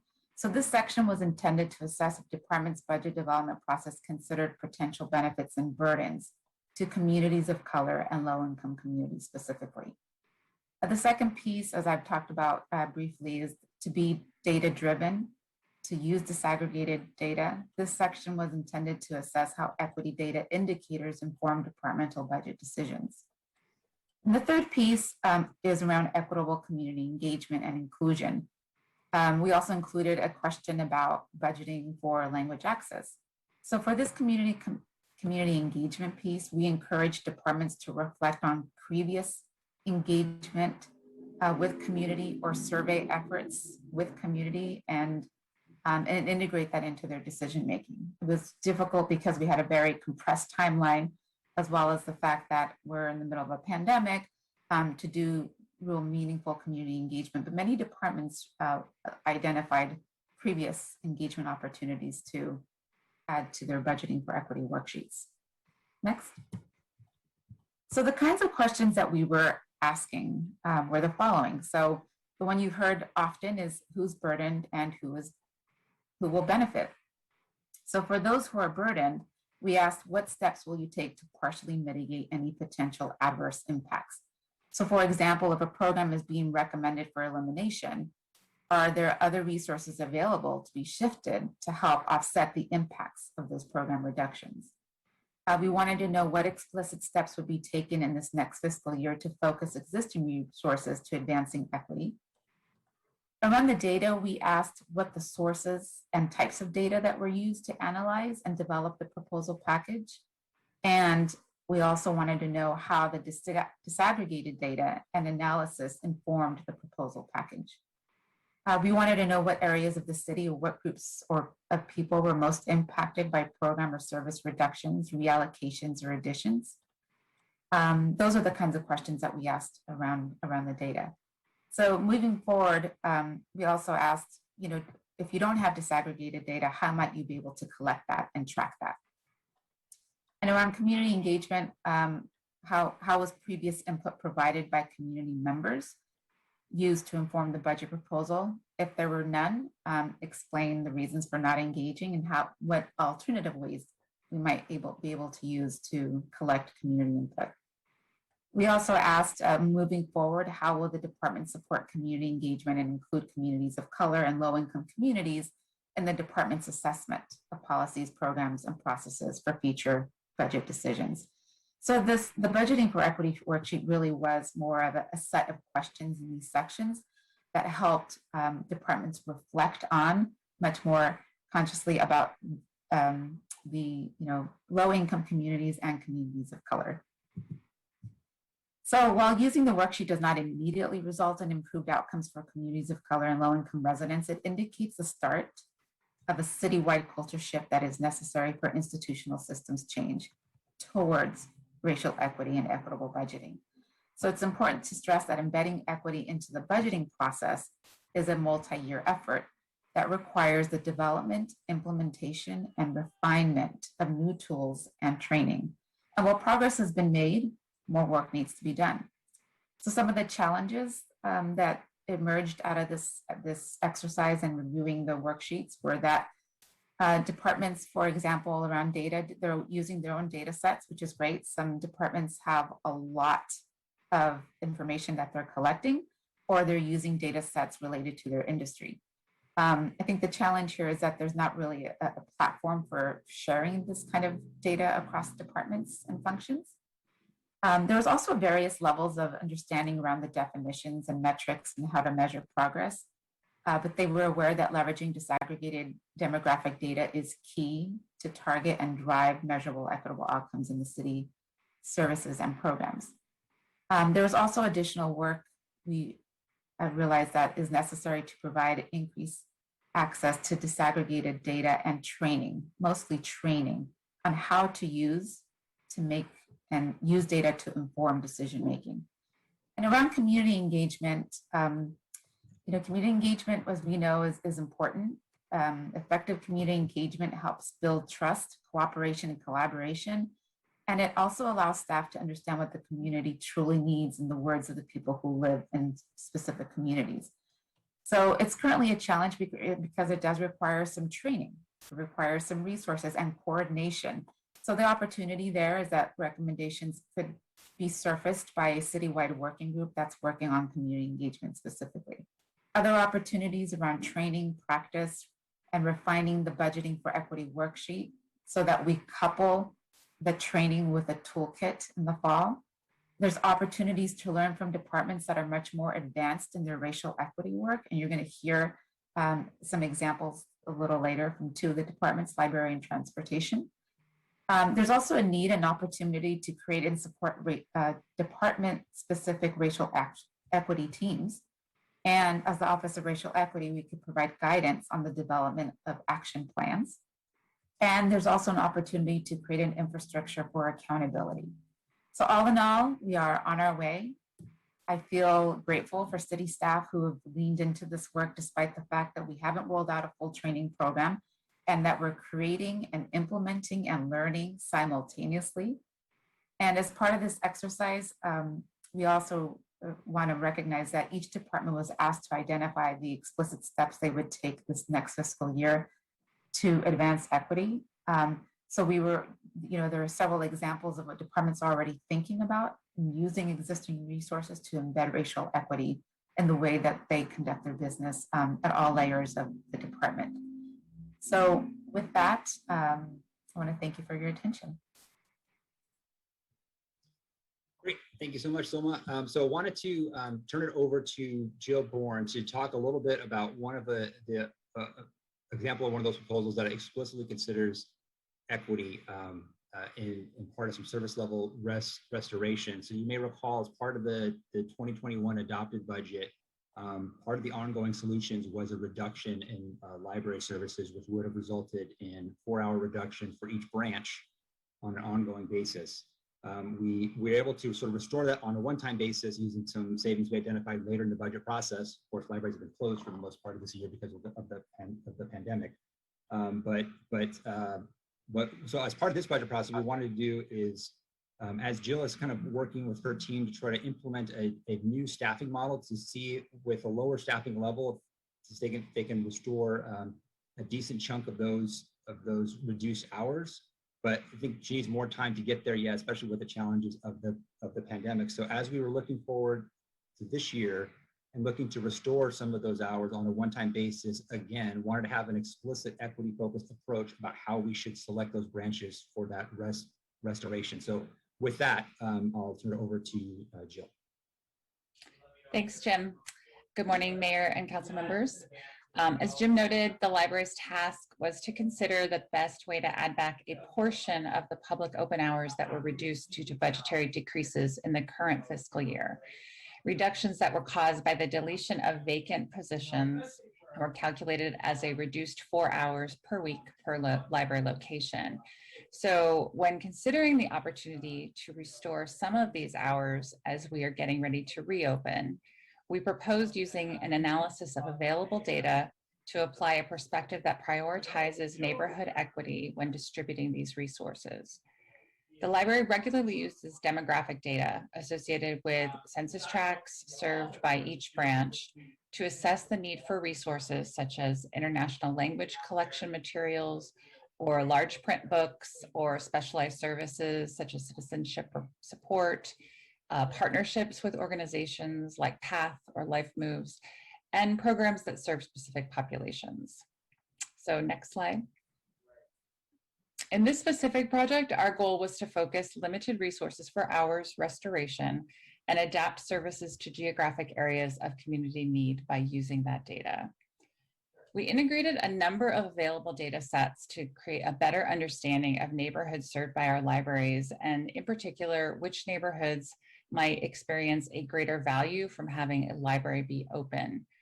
Vice versa, which communities might be considered to have more amenities and resources and therefore not experience as great of a negative impact resulting from reduced service hours. The data sets in our current index include internal library use metrics that are included to provide a context for demand for in-person services and public technology and connectivity provided by our branch libraries. Also, census data that identifies populations by age groups that are considered high need for library services, as well as often having the lowest ability to travel to another neighborhood to find an open library branch. And we use a number of data sets that identify communities and neighborhoods that are economically burdened and are more likely to experience barriers to accessing resources, such as household incomes and poverty, the social progress index indicators, which include housing and homelessness, which includes factors of overcrowding, housing cost burden, risk of displacement, and density of homelessness. The access to basic knowledge category, which includes rates of high school graduation, preschool enrollment, and proficiency rates for 3rd and 8th graders. There's a category for access to information and communications, which is largely access to broadband, cellular, and it also considers broadband speeds. Access to advanced education, which is education levels for adults, and inclusiveness, which includes factors such as residential segregation by race, gender pay gap, and linguistic isolation. And we use the Community Development Block Grant low to moderate income census tract scores. And then due to the ongoing need for digital equity access and the library's role in providing not only access, but trusted support and instruction, we included the EOC's Digital Inclusion Priority Index. And then finally, to address those communities inequitably burdened by the COVID-19 pandemic, we included the Santa Clara County Public Health localized incidents of COVID cases. So I want to note that, as you heard from Zulma, there are currently a lot of efforts happening in the city to identify and develop relevant data sets and locate them geographically. So this was certainly our best effort at this time. We're going to continue to work with Zulma and others to establish standard data sets and maps to be used to assess city services. But at this time, we incorporated many relevant data sets, and we are also open to feedback about making changes to the data and the assumptions that we've employed. Next slide. Using these data sets, our library data team created a comparative stacked ranking score for each branch location in each data category. Those scores were then combined and compared for a final ranking of branch locations according to the equity analysis. So on the left, you see the top 12 locations from East Branch to Evergreen. Branches in bold are locations that are also house a family learning center, which is a set of resources, programs, and partnerships serving families with a focus on literacy programs, digital literacy activities, ESL clubs, and citizenship support. Sorry. I also want to make a special note about the Alviso branch. So through the analysis, we consistently had issues with the fact that due to the comparatively small population size as recorded in the census, Alviso's data is very difficult to use for comparative assessment. However, it is known that Alviso is extremely geographically isolated, and residents there would experience a burden if asked to utilize another branch, the closest one being many miles away. In addition, the Alviso area does not enjoy many other amenities, so an open library is an important community asset. As such, the staff's recommendation is to move Alviso into the category of hours restoration. And then lastly, the Mount Pleasant Bridge branch is somewhat of a different category, being a small co-located facility with the Mount Pleasant School District that is currently funded for 24 hours per week operations, as opposed to the 47 hours per week of full branches.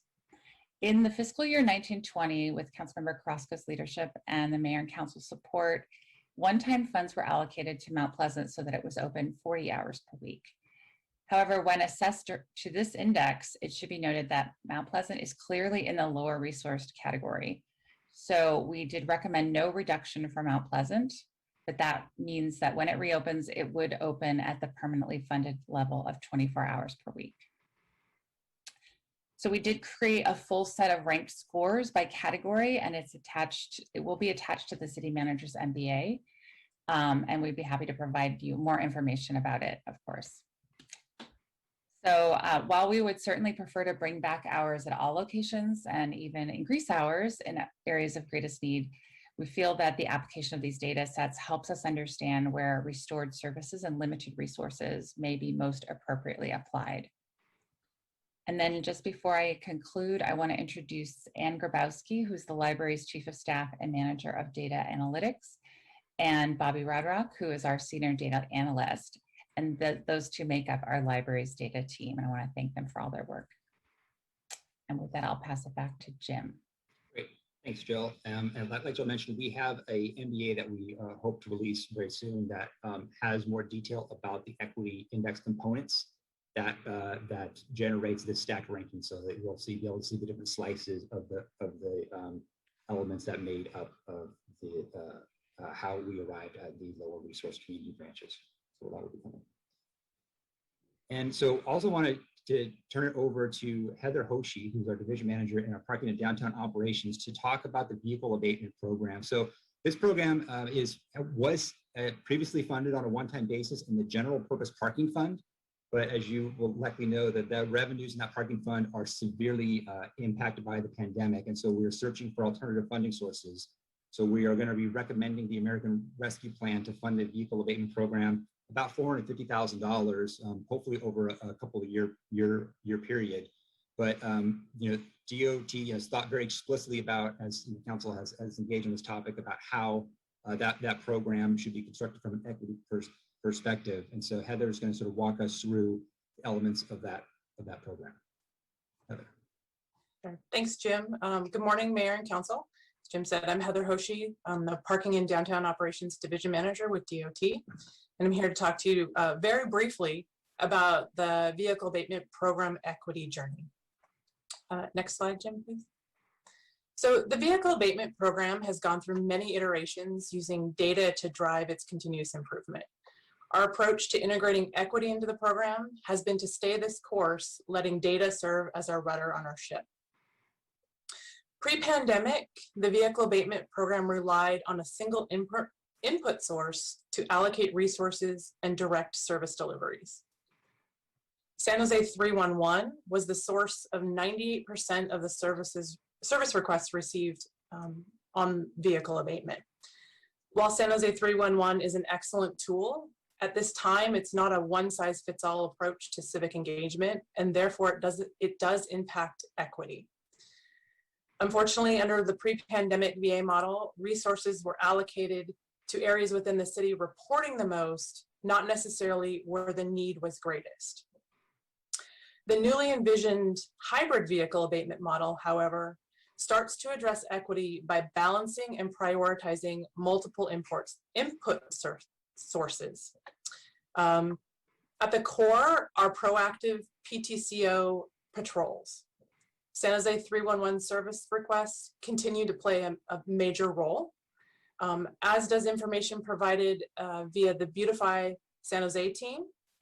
Our agency partners, including the DMV and SJPD, also provide valuable input into where resources are needed. The collective of these inputs results in a more informed program and help initiate abandoned vehicle investigations where they are most needed, not necessarily where they are most reported. Next slide. This chart shows where vehicle abatement investigations took place between July 2020 and March 2021.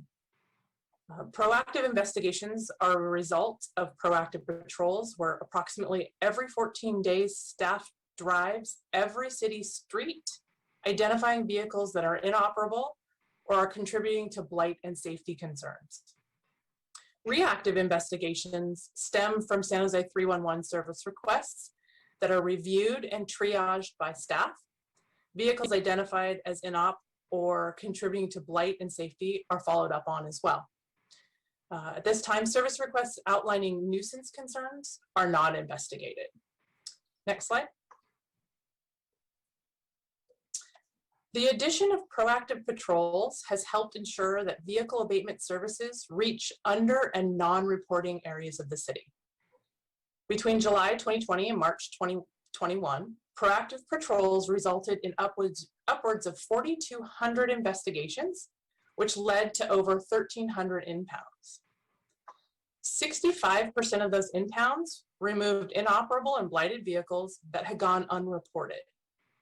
Had proactive patrols not been introduced, these 885 vehicles would likely still be on the street.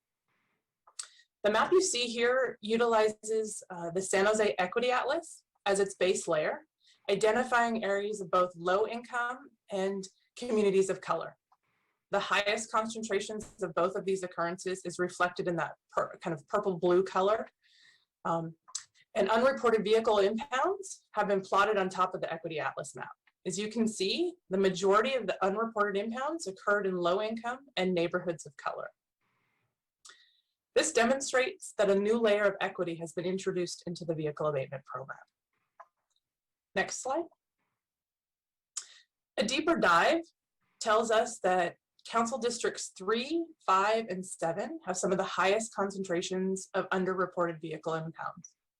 When plotted on the map, we see that this impound data clearly identifies areas with the greatest need for both proactive patrols and vehicle abatement services.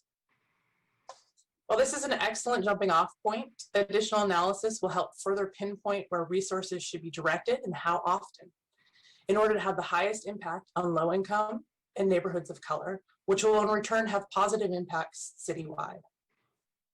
Over the last 9 months, the hybrid vehicle abatement program has proven beneficial to communities citywide, but our biggest win has been within the equity space.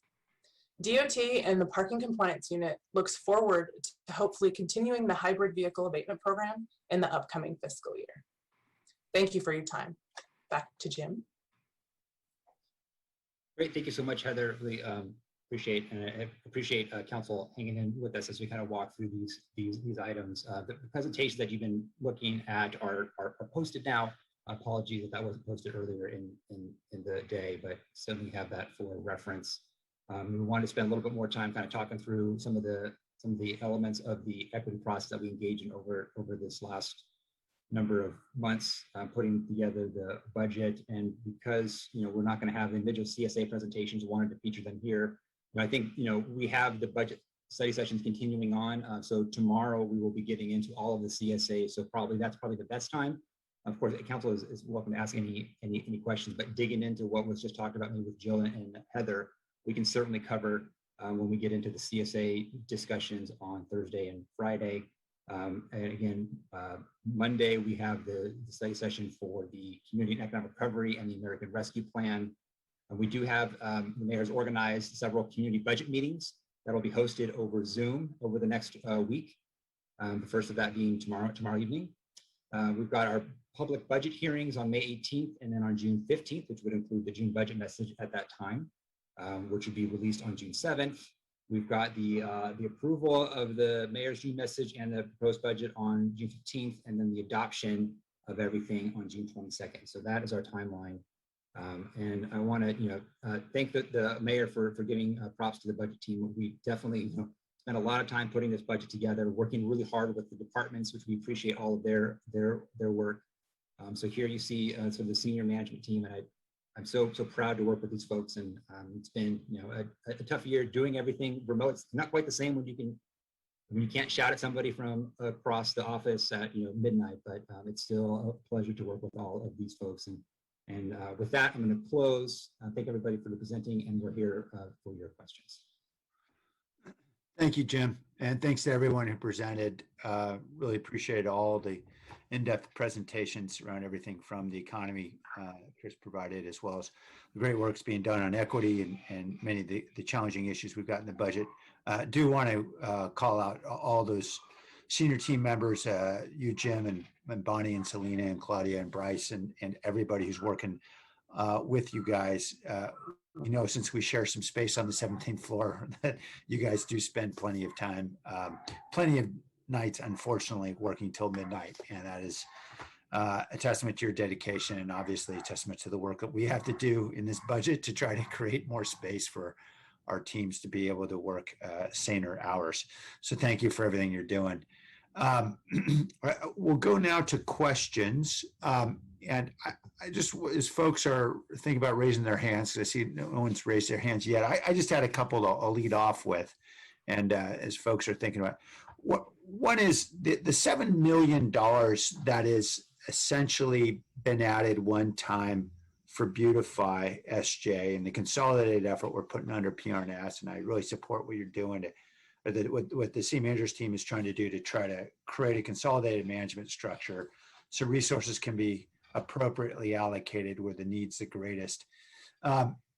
Shouldn't that 7 million really be added to our ongoing deficit if we believe this is, a service our residents are going to understandably demand? We know that we've made some significant progress in recent months, but this problem's not going away.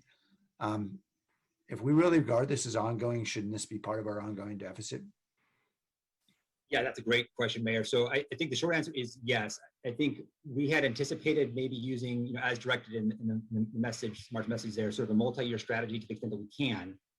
So how I was thinking of approaching it would be, if that goes for 2 years or 3 years, whatever it is, it's going to be part of next year's 5-year forecast. That cost is going to come back into the forecast. So because we attentively have it funded for a multi-year period, it doesn't show up in the general fund yet.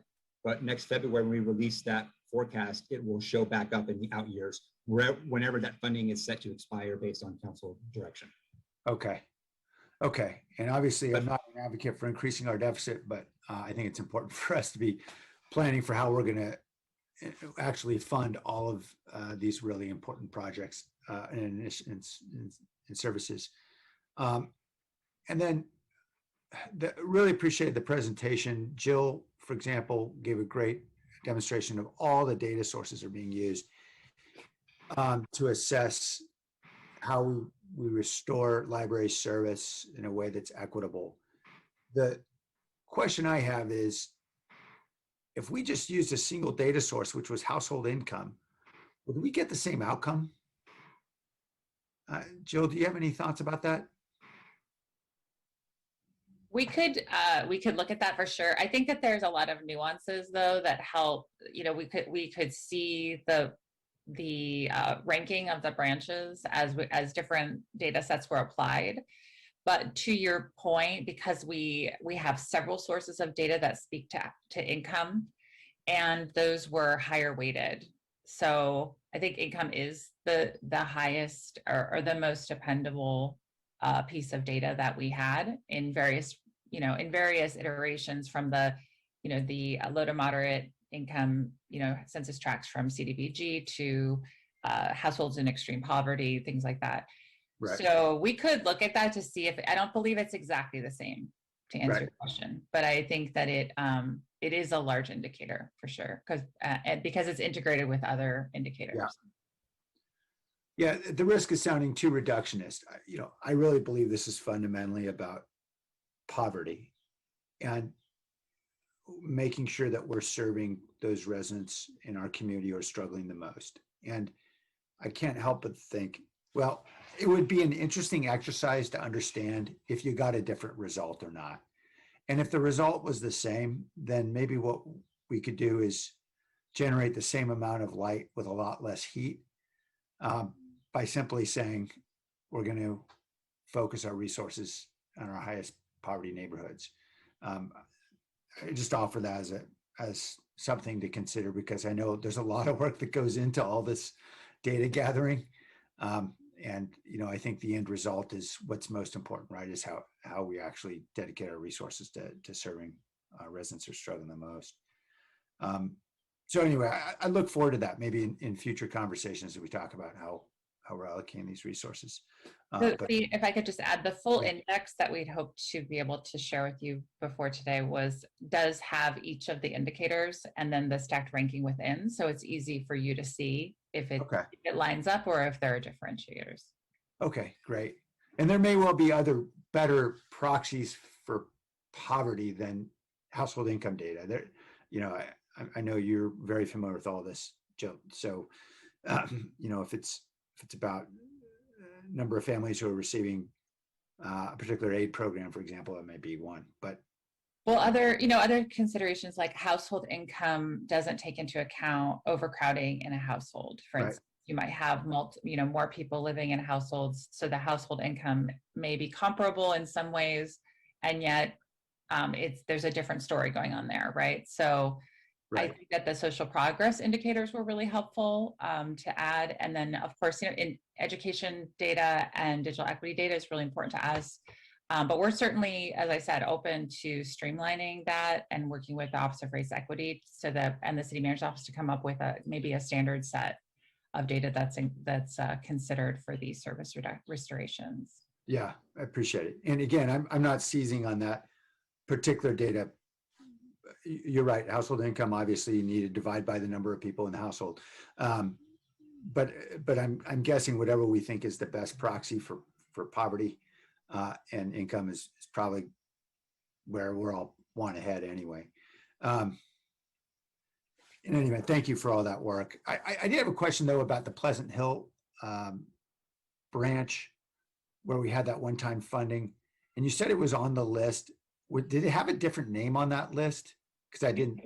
It's Mount Pleasant. Mount Pleasant, forgive me. Branch. Yeah, So again, it's included in the index. We didn't include it in the chart because there's no change to the hours. We didn't reduce the hours from the permanent 24, but just recognizing that it's already at a lower hours point and it's considered a bridge branch.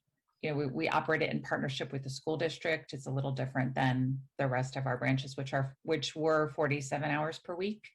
And now in the reduced model, we're 43 hours per week unless we restore a portion of them. Got Does it. that make sense? Okay. Yeah, all good. Thanks, Jill.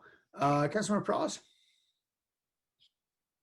Yeah, thanks, Mayor. I do see there's at least one member of the public that wanted to speak. We wanted to go to them first.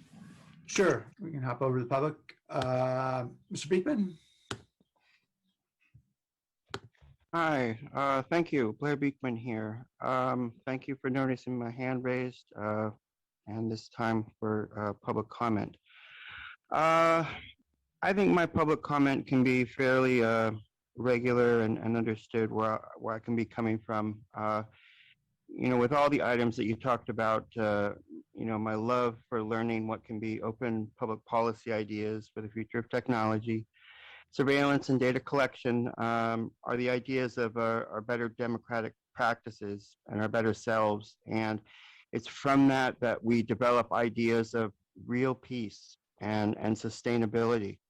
And I think those are real important characteristics that we need to consider and work towards in our future goals. And it just, the open public policy work can really, can be a good friend to a lot of different projects within the city. And it has many uses and purposes, and it's really interesting how it can work. It addresses civil rights, it addresses civil protections, human rights, the issues of equity. So good luck in how you can learn how to, and the way I've been learning how to work it, it's meant to work on whatever terms that you're working on. So good luck in how you can learn to, how it can learn to be a part of whatever process you're working on. It's good work, it's good practices. With 30 seconds left, there's sales tax issues that I think from last year weren't so significant and needed, but what I've been trying to say, we've got new challenges coming up in the next few years, and how do we talk about the concepts of funding and the needs of good practices and what to do with good funding ideas and be open to good concepts around that. That's my hope in the next few years. Thanks.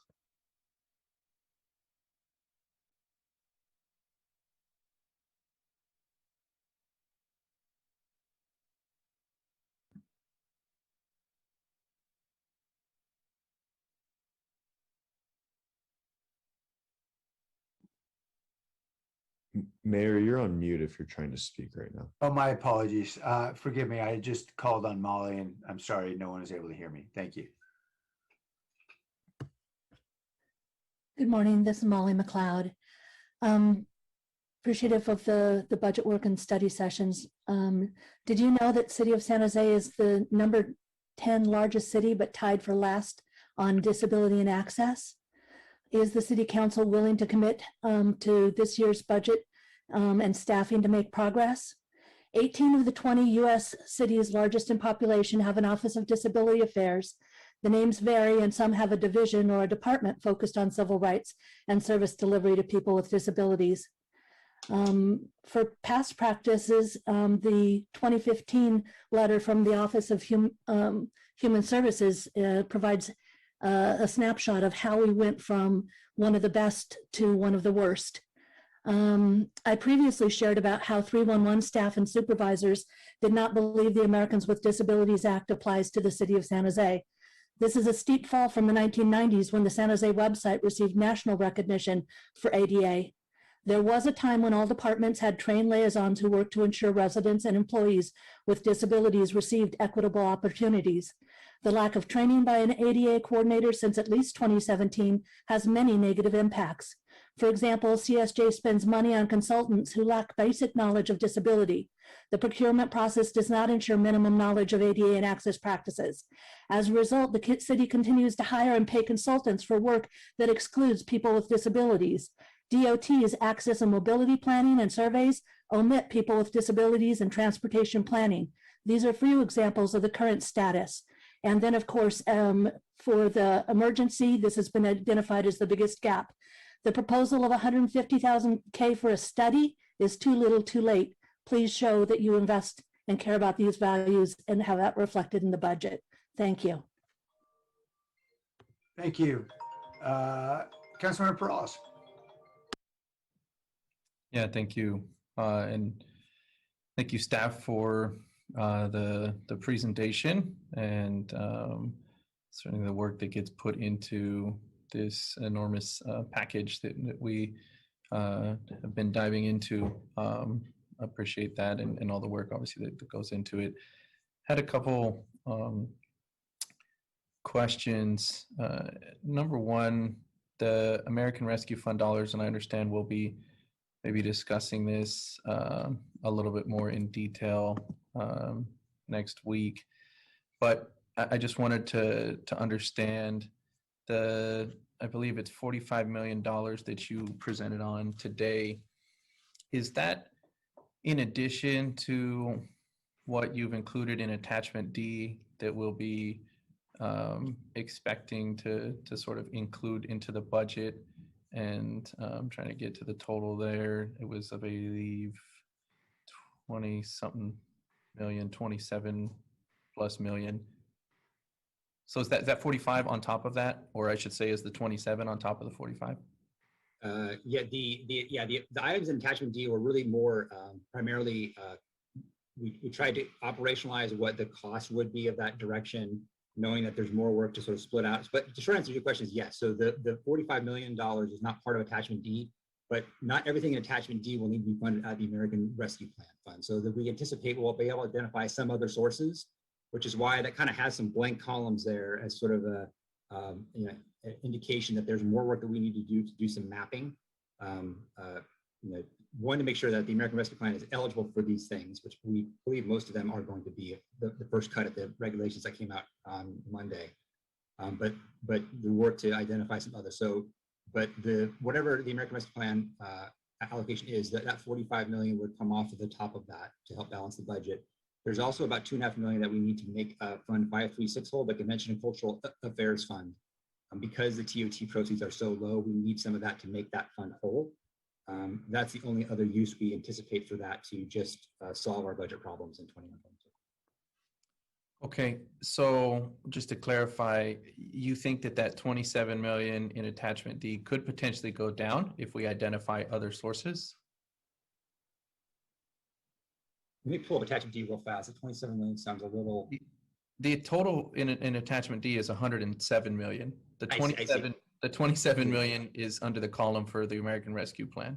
Yeah, so the 27 million is what we currently have budgeted in the budget in the American Rescue Plan. So that's where we've made a determination like, hey, because we made a choice largely around, if there's a big significant staffing component to it where we wanted to show the positions and it's integral to the department's underlying programs, we wanted to actually show that it's budgeted in the American Rescue Plan, so it would show up in the overall department budget.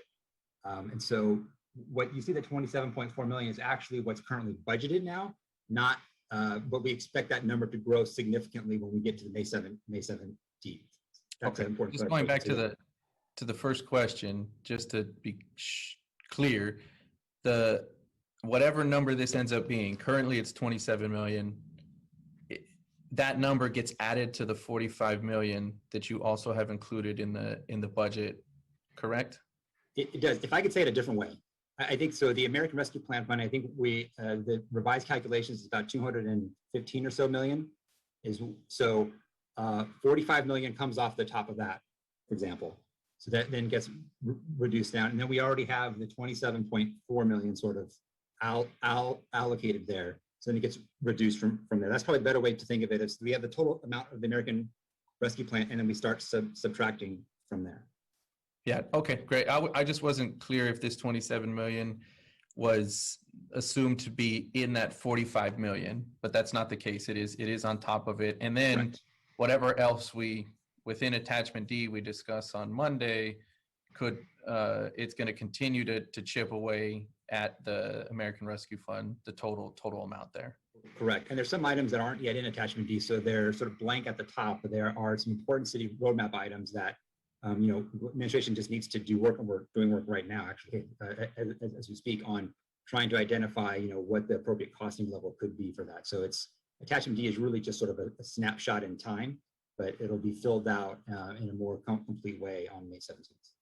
Okay. And but even then, I mean, to be honest, even then it's still going to be a work in progress. So we're still sort of, going through, and we'll iterate just like we did last year when we budgeted the coronavirus relief funds. We started a budget and then we modified it as conditions changed. We expect to do the same thing with the American Rescue Plan. Okay. And the 45 million is an upfront, that's covering past expenses. So that's immediate. But some of these other items in attachment D they're one-time funded, but they could be like 3 years, for instance, the Beautify dollars, right, that you were describing. So it's not necessarily that 20 million or so for the Beautify dollars is all in this coming fiscal year. That would be spread out over 3 years. And that would be the case for some of those other items in attachment D. They would be one-time in nature, but maybe a couple years. Correct. And some of them, we might not even need the first year funding for it. So for example, I think some of the items related to the encampment services, we might be able to identify some other funding sources for that in the most recent upcoming year. So that total allocation may not even start in 21-22. We might need that more in 22-23. So it's very much a work in progress still. Okay. And for instance, on a specific example, I asked this because we have the San Jose Abierto program, and we're suggesting right now 4.2 million, specifically though in regards to expanding Viva Parks, being able to look at let's see, I'm looking at the Viva Parks programs, Viva Calle, kind of a allocation per council district, and then an additional funding of 1.2 million for arts and performance-based partners. And so it's got that kind of identified, earmark of where those dollars could go. The one thing that I don't see an allocation of funding for, and I'm going to be proposing that we actually have an allocation of at least $1 million for, is the task force, the recovery task force.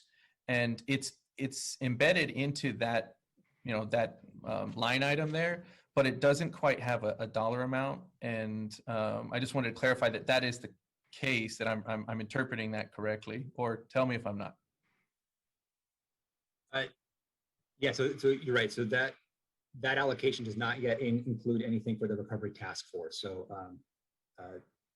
but I think that's part of the conversation for some of the other roadmap items that are on there, and certainly will be raised on Monday as well if it's not covered there.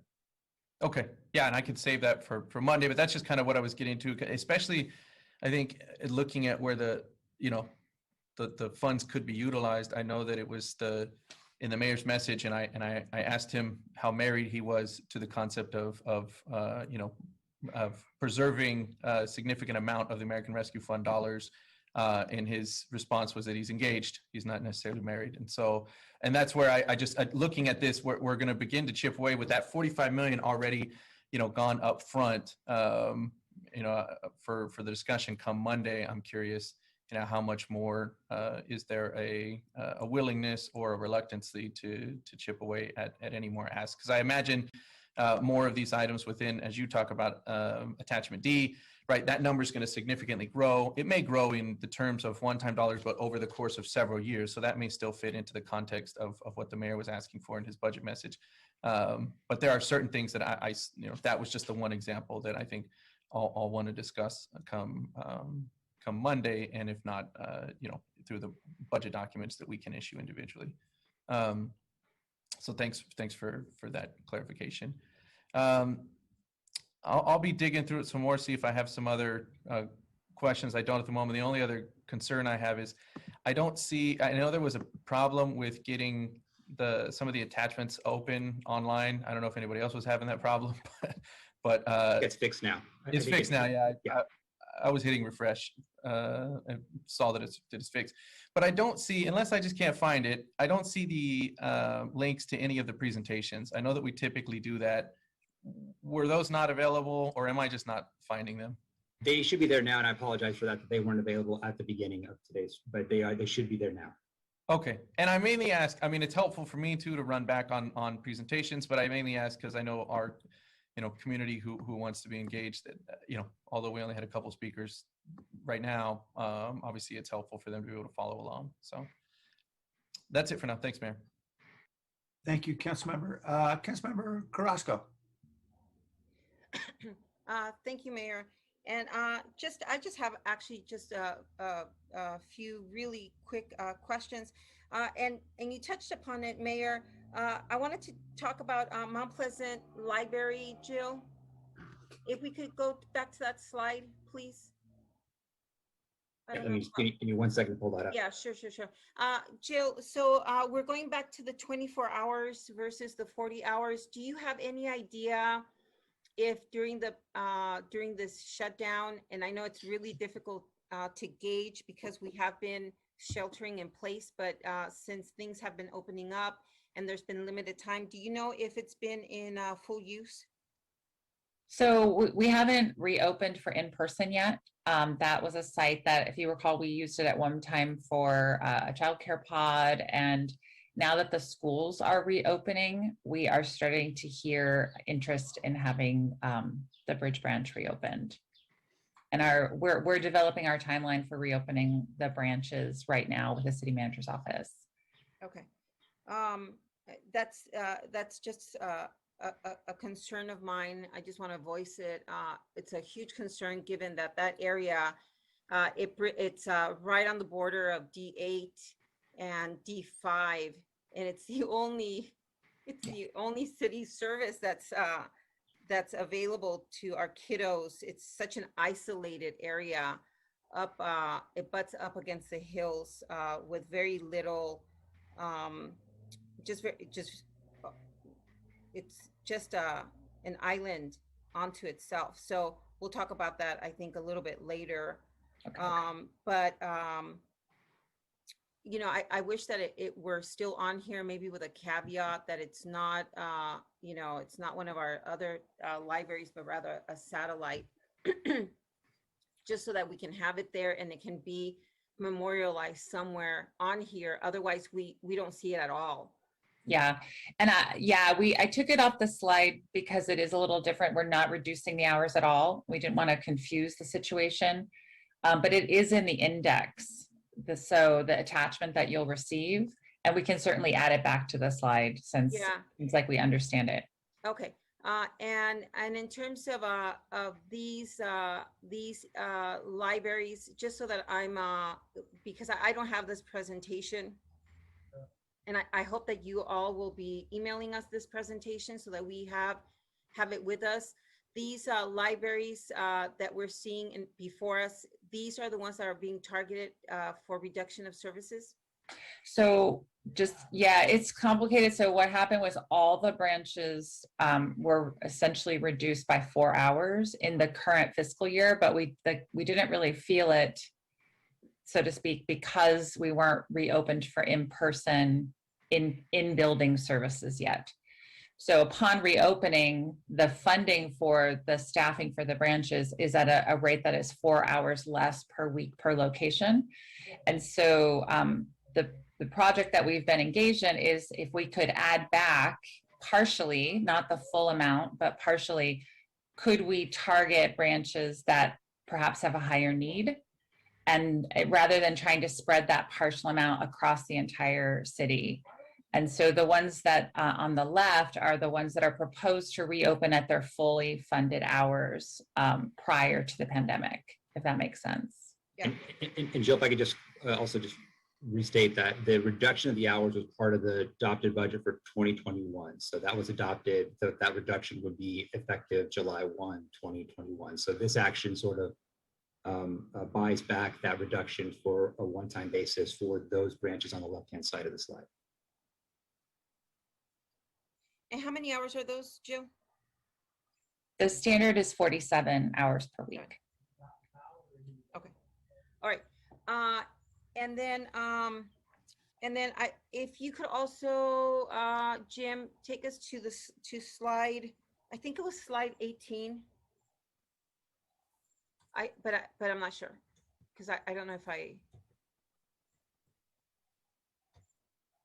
This one? No, it wasn't. I'm sorry. It was the one that had the unemployment rate. The maps with the unemployment rate. That's probably Chris's presentation. Let me. It was right. It was a little bit after this. I just want to take a look at it because it went by too fast for me. And it's a couple, and it's starting with that slide and then a couple of slides after that. Chris, you want to pull that one up? Yeah, 1 second, just pulling that. Yeah, we tried to combine them, but that's they're why too I'm massive. really hoping that you'll be able to send this presentation to us because I really want to look at this. And so it's expected that we're going to experience unemployment throughout the city because of a pandemic. We shut down businesses, we closed down office buildings, and people who weren't able to continue Zooming, and even those who were able to continue Zooming, many of those, because of products and services, many of them were left without a job. And so we know it because we see the rates of unemployment applications that were filed at the state level. And so, of course, the city of San Jose is going to take a hit. But what's alarming is that red mark in the Alum Rock area, which is, for those of you, Alum Rock is basically, I don't know why you're naming it Alum Rock. I would prefer that you name it East Side San Jose, because I think that is a clear indication of what we're looking at. That's East San Jose. That's East San Jose. Those are the folks who are about to get evicted, are in fear of eviction or losing their home, who have been always struggling with displacement, district in danger of gentrification. Some people don't think gentrification is an issue. I think it's an issue. But these are by far and large people who were already struggling, and now at 13.77% unemployment. That means almost 4 out of 10 individuals are without a job, either without a job or underemployed, meaning that they don't have a full-time job. And so when we talk about recovery, or we talk about our resources and our funds, I hope we have a clear understanding that we are going to have to refocus our attention to these neighborhoods.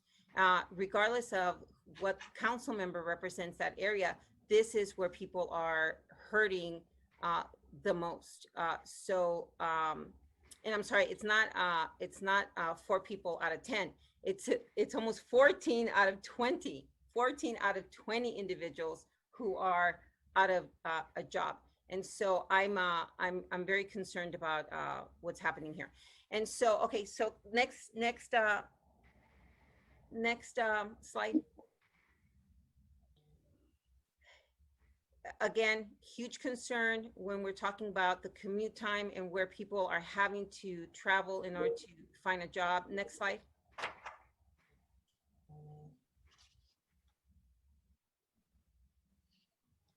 Again, next slide. And so this one is the one that I'm most confused with. Can someone please explain this to me? So, so if we know that Alum Rock is experiencing the greatest unemployment, these numbers don't make sense to me. Right, so Councilmember, what this slide is showing is the decline in sales tax revenues from these particular areas. So this is the first time that we're really looking at sales tax impact within individual parts of the city. And so what you have to bear in mind is that as we look at sort of declines in sales tax, that's obviously relative to sales volume and sort of cost of goods associated with that. And so where we see the biggest impacts and the biggest declines is relative to some of those major sales tax generators. So in North San Jose, some of those corporate and industrial businesses that produce sales tax that have had impacts to their business lines have experienced a decline. And then in West San Jose, just given the concentration of significant and large format retail, that through the last year, so this is sales tax change between 2019 and 2020, that the impact on retail shows more heavily in that area. And so part of the reason behind that is as we think about our major drivers in those areas, so the Santana Rows and the Valley Fairs, they are regional attractors. So they're pulling in sales and customers from, you know, all over the West Valley, versus some of our more local markets as we look at the sort of retailers that support, you know, East San Jose, Berryessa, down in portions of South San Jose. Many of those retailers are supporting a local population. And so there has been a decline as a result of the pandemic. But many of those businesses have been able to adapt in a way that they're supporting that local population and are less reliant on sort of inbound trade from other areas. I mentioned briefly, we did comparative analysis with San Francisco. And if you look at sort of our sales tax trajectory over the last year versus San Francisco, they've had a significantly higher hit. And that's just representative of so much of those retail sales are dependent on incoming visitors to the area. And so that's kind of what you're seeing play out in this map. So are you, so for instance, like, I guess I'm just trying to understand what's happening on the east side. Are we staying more locally in our own neighborhood when you compare it to, like, say, like Almaden Valley, for example? Right. Is unemployment working in our favor, I suppose, and we're just staying local and purchasing from our neighboring businesses? Is that what I'm saying? So, I don't know how to create a narrative here. There's a couple of parts of that. So yes, I believe, you know, to some extent that the staying local is supporting those local businesses, and we're seeing that sort of play out in sales tax figures. It's important to note that the context of those two previous slides as it relates to unemployment and then the commute pattern is that those people that have been dislocated from their jobs weren't necessarily working in East Side businesses, right? Is that they're traveling to other parts of the region or other parts of the city for that employment. And so the impact is different in that way. So we're seeing increased unemployment for those folks in those East Side locations, but it's as a result of impacts to employment across the whole city. And Chris, just to add in, Councilmember, that part of this is also density. What Alum Rock also has going forward is it's or East Side. It's a more dense area, so there's more people to visit and work with the retailers that are there. And just two other quick things, Councilmember, we take your comments very seriously. When Chris was reviewing unemployment rates, depending on what cut of the data that you're looking at, unemployment of certain segments of our community, be it the African-American community, the Hispanic community, or women, in terms of recovery, range from 16 to 19% unemployment at this time. So different groups, we're very well aware, have a different trajectory in terms of making it through the recovery. And then lastly, to your point about place-based, many of our departments are very, very focused on East Side San Jose, Central, and South San Jose, to your point.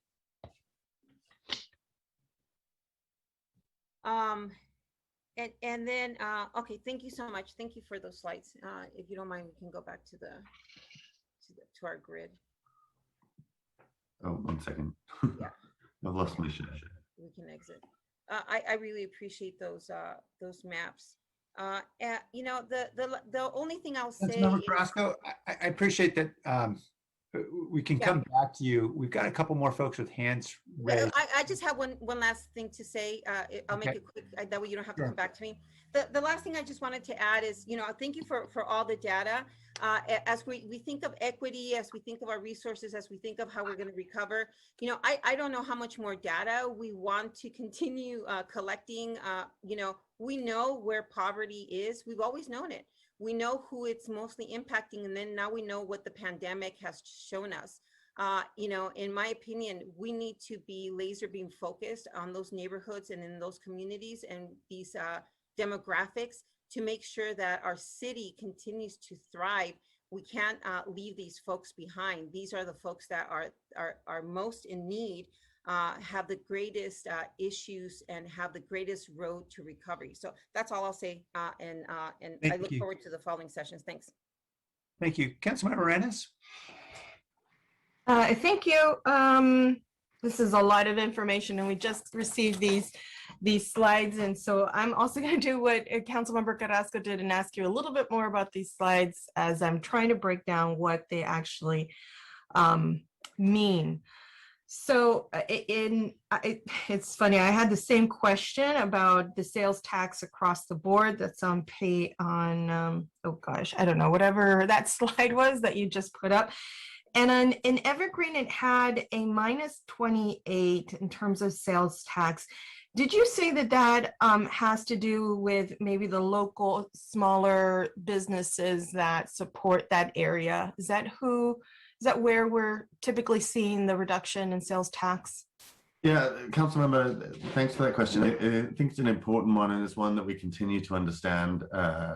As far as Evergreen is concerned, it was a little bit of an anomaly as far as the rest of those patterns we saw in the data. You know, we would have assumed that the sort of local, the local retail presence in the shelter-in-place environment would have actually stood up better for some of those retails. So we're digging in a little bit because it's likely that there's a couple of anomalies that have skewed that data relative to that particular area. Yeah, because I forget what the slide was, but there was another slide where it showed who are the folks who were actually commuting out, and they weren't, this area wasn't very high on that, if I remember correctly. It wasn't like one of the areas that have a lot of folks who are commuting out. Although that surprised me because a lot of our folks out here are tech, in the tech industry, and we have like you know, those huge buses that help transport them to those big campuses outside of San Jose. So I'm wondering either those that shopping went online, and potentially could this be an explanation for that? You know, actually, Councilmember, I have the team on in the background, providing me with real-time information. And actually, you know, I was completely mistaken.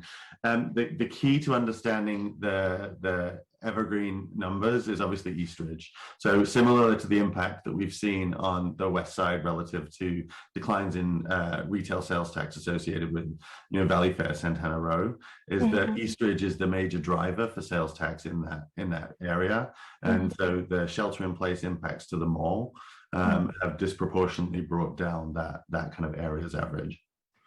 That's funny because I just did a ribbon cutting for a new feature at Macy's at Eastridge because they're actually outperforming any other Macy's in the area because our residents still shop in person. They haven't moved online. And so even though there are a number of vacancies, at Eastridge, they have been filling up lately from folks who are moving out of the flea market. There's a couple of folks who are moving into Eastridge. And so I think that's really exciting. And I also think that's an indication of support for that particular area. Although the management at Eastridge has been just really engaging with our community and honoring that area with their investments in the last years. But I think that this, for me, indicates that this area needs some specific support. Outside of just Evergreen, there is a lot of small businesses leading up on Tully Road that I know are ethnic based, very small, and I'm sure that they have been impacted in the same way. And so I would imagine that that these areas would receive a bit more attention than others. Is that the plan? So, yeah, so the plan as we continue to evolve our work plan into the next fiscal year is to really address the imbalance that we've seen in the past around serving small businesses in communities of need. It's a difficult body of work for us to get into because obviously there's a considerable amount of small businesses that are suffering. We're talking tens of thousands, as opposed to sort of hundreds of the large businesses we would typically serve in a pre-pandemic year. So absolutely, we're focusing on a variety of different areas throughout the city and looking for ways to provide different kinds of support, both through programs and technical assistance to small business owners in the wide range of locations citywide. Thank you. I would like to follow up on that offline, because I think that our area has had some additions to we've had the Costco that is meant for small businesses, small food restaurants, and that is booming. I mean, it outrageously booming. And I'll tell you, JCPenney, which is a store that every year we think we're going to lose, we never lose it because it outperforms outperformed a lot of other stores, and so is Macy's. Anyways, I'll take it offline. I'd love to explore that particular piece with dynamic in my district, so that we can continue to support those businesses. So the other piece that I was going to ask is the integration of the equity data that Councilmember Esparza and myself submitted during the March budget message and was approved by the council. And this was to utilize data collected by the technical lead as proposed in the mayor's budget. And it really spelled out in terms of what that looks like. And I want to make sure that that isn't forgotten and that we have that as a guideline as folks are integrating equity or into their budget, that is also considered, as well as darn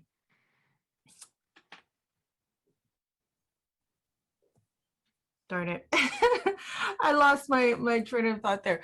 So I'm going to move. Oh, yes. And as well as what we learned from last year, which was in a city manager budget addendum, it reflected that we didn't have the capacity to collect the right data to lead with race, that we didn't have the training for our staff. And we didn't really have the framework. And so I expect to also see those elements in these presentations. How are we addressing? What is that plan to address that? Because if we knew that last year, I don't know what movement we've made so far between last year and this year, and it wasn't really clear to me in the presentation. And so if Dave, you want to follow up with me offline, I'd love to do that. Lastly, the thing that I was wondering is on the presentation where it has, darn it, I think it's on page, there's two, sorry, I just got these presentations, so I was trying to look for them. Oh, I think it's in the overview on page 18. It has the listing of some of the items that were in the March budget message. And recommended budget action supporting equitable recovery for a better normal. Missing in that list is, and I recognize that the budget addendum, city manager's budget addendum hasn't been released for these items, but if there isn't a budget connected to them, I'm very concerned. And so there isn't anything there for the learning loss. There isn't anything there for the college and career readiness, as well as the promotora framework. So how does that work, Jim? How is that going to get integrated once those are developed? Right, thank you for the question, Councilmember. So yeah, what attachment D there was to represent, those things that were identified in the March message, to put a cost to those, but also to clearly show those things on the roadmap that include, child care and learning as placeholders, because that will be part of our process. We'll come back on May 17th, as those are roadmap items for the city. We expect to put forward a recommended funding allocation for that work. So it's really more of a to be determined, as most of the stuff in attachment D is not yet actually budgeted. Mm-hmm. But that's definitely our focus and goal, and wanted to, even though it wasn't budgeted in attachment D, we wanted to clearly show that it was a roadmap item that we were planning to come back and address as part of our May 17th actions. I appreciate that, although I don't, even though all of those that have attachment D behind there are TBD, there isn't like I said, there isn't the learning loss piece on here, and there isn't a promotora piece in here, and there isn't a childcare and recreation services line item here, even if it is TBD in attachment D. So that concerns me. I'm not sure if that was an oversight, or if this is something that we should expect in the next session. Yeah, so sorry, man. Just to say that there is. I know we have other folks who are waiting in line, and I know we're running short in its time. So go ahead, I Jim. appreciate that, Mayor. I just want the response to this, and I am done. Yeah. Sure. Yeah. So the reason why a lot of those are blank is because the administration is still working to try to put together what the scoping and cost is for it. So this has been sort of like a two parallel budget process of, a lot of the things that are in the proposed budget, plus a lot of things that we need to budget in with funding sources like the American Rescue Plan. And, there just wasn't time to have all that done with the release of the proposed budget. If we could have pushed the proposed budget out a few weeks, it would be a different story. But it's really about the timing of it. And also about the timing of the regulations as they're coming out. So it wasn't an oversight, just that there's more work that we have to do on that topic. Got it. Okay. I just thought maybe that would be a placeholder. Thank you so much. I look forward to having a more detailed information around equity and how we're integrating that and the efforts to ready our city and our departments into enacting equity in their respective programs and services. Thank you. Thank you. Councilmember Perales, how about if I skip over you and go to the folks who haven't raised their hands yet, and we'll come back? Yeah, that's fine. Great. Councilmember Mahan?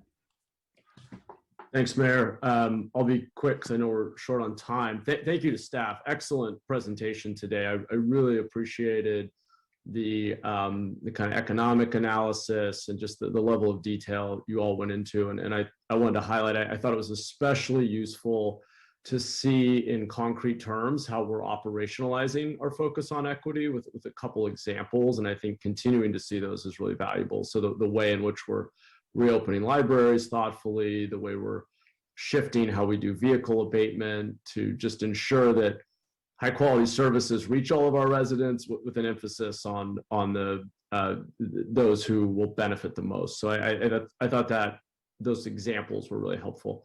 I only had one question, and it's a concern for which there's an example in my district, but I imagine could very well exist in other parts of the city, which is how to what extent we can make our data analysis sensitive enough to identify, to use the mayor's point about poverty, pockets of poverty that just happen to be within higher income zip codes or census tracts. And I'll give a specific example that actually bears on the library reopening plan.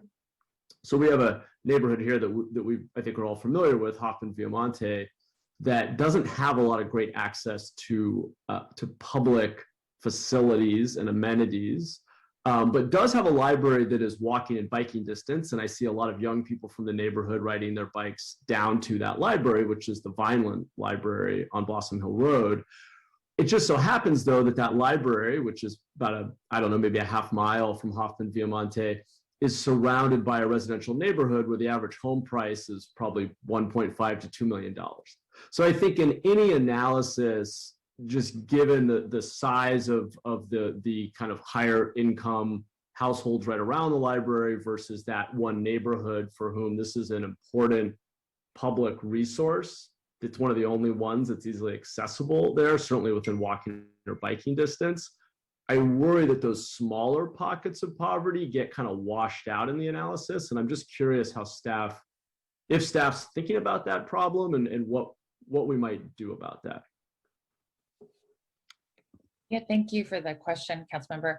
It's a really important point, and it's one that we addressed a lot in the digital equity work, was that recognizing that we have huge areas of need, but then you have these pockets of need throughout the city.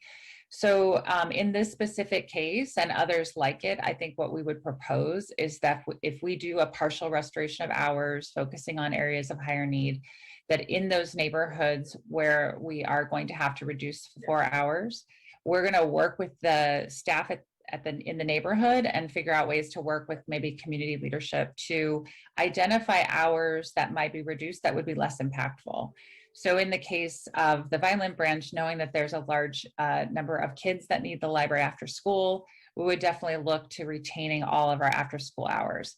Perhaps there's a morning once a week that is quieter and we could shave off hours there.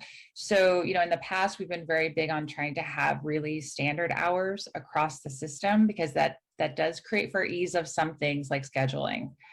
But I think in this case, what we're proposing is that it wouldn't be a cookie cutter approach and that we really need to address the specific needs in each community that will be impacted. Great. Okay, excellent. That's good to hear. And I'm really glad you're thinking about that. Thank you. Thank you. All right, next is Councilmember Foley. Thank you. Really great presentation, Jim, and the rest of the team. I appreciate that you emphasized, Jim, one-time funds in order to offset the budget deficit. And I'm very concerned about the ongoing use of one-time funds to continue programs. We need, when you ask our residents what's the most important thing to them, they refer to, it's our core services, public safety, infrastructure, roads, trash pickup, things like that. Those are the most important things. So our reliance on one-time funds is concerning as we go through the budget process from year to year and continue to add programs without necessarily taking away from some of the programs that may not be necessary anymore, that we may not be utilizing anymore. So I just appreciate you really bringing that to our attention and highlighting that component and what that really means to this year's budget, but then the ongoing budget. A lot to unpack here, but I really appreciate all of the economic information. That was really helpful, Chris, particularly retail and real estate values and things like that. But I wanted to talk a little bit about the library again, Jill. You had mentioned, I just try, so the branches will be getting reduced by 4 hours for those that are not, for those in the high resource areas. Correct. Can you tell me what that would cost if we were to add back in those hours? What would that cost? I'm just trying to get an idea of per branch, maybe what that would cost. Jim, maybe do you have that? I think we could probably get that. Let's see if we can't get this before we're done here. Okay, that'll be great. Thank you. The other thing I wanted to mention is, Zulma, I really appreciate your presentation on budgeting for equity and the 2 phrases that you mentioned that really resonate with me, and I will carry them with me as I look at the budget and consider services, is whose burden and whose benefits.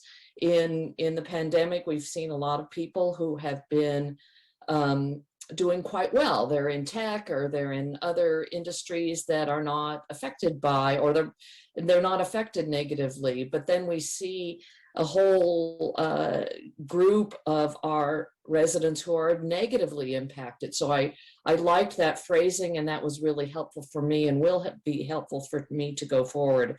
And also I appreciate the equity lens that we're looking at to determine who is most burdened, who will benefit from changes to programs by when we consider equity. So I thank you for focusing us on that.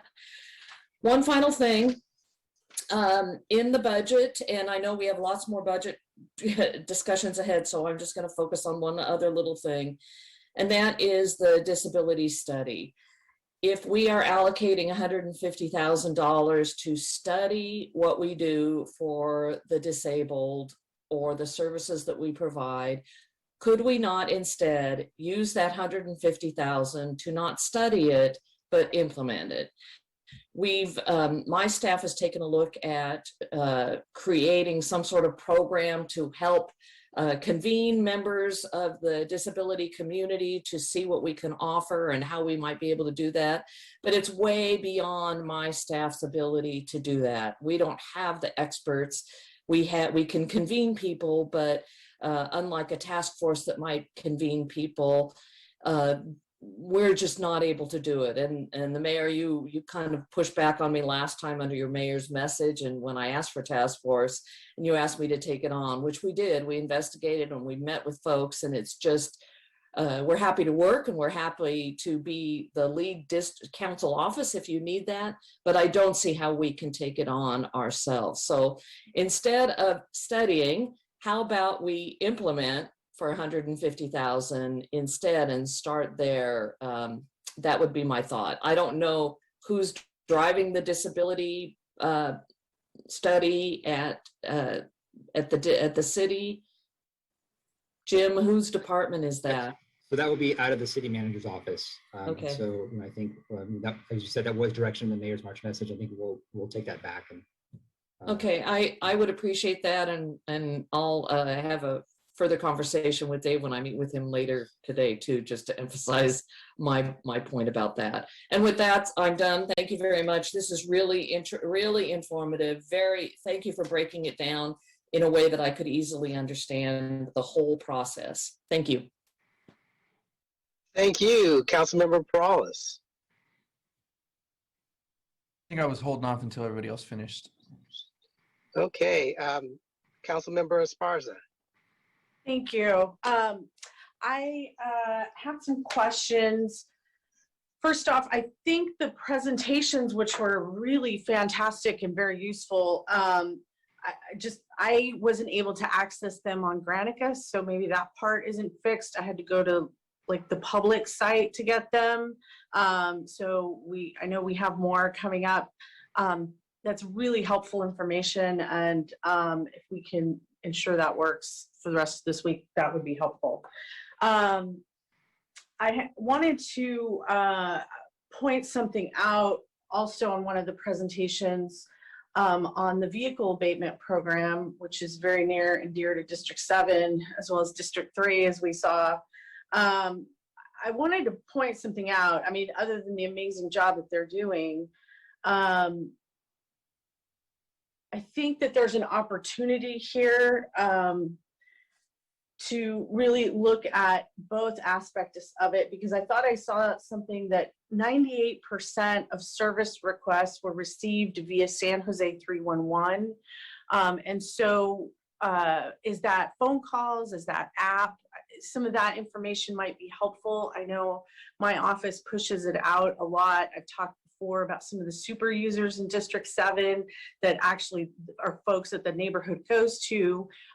We have some residents that like to call. And so anyway, a little bit more information about that would be helpful. And I did want to give some feedback other than that.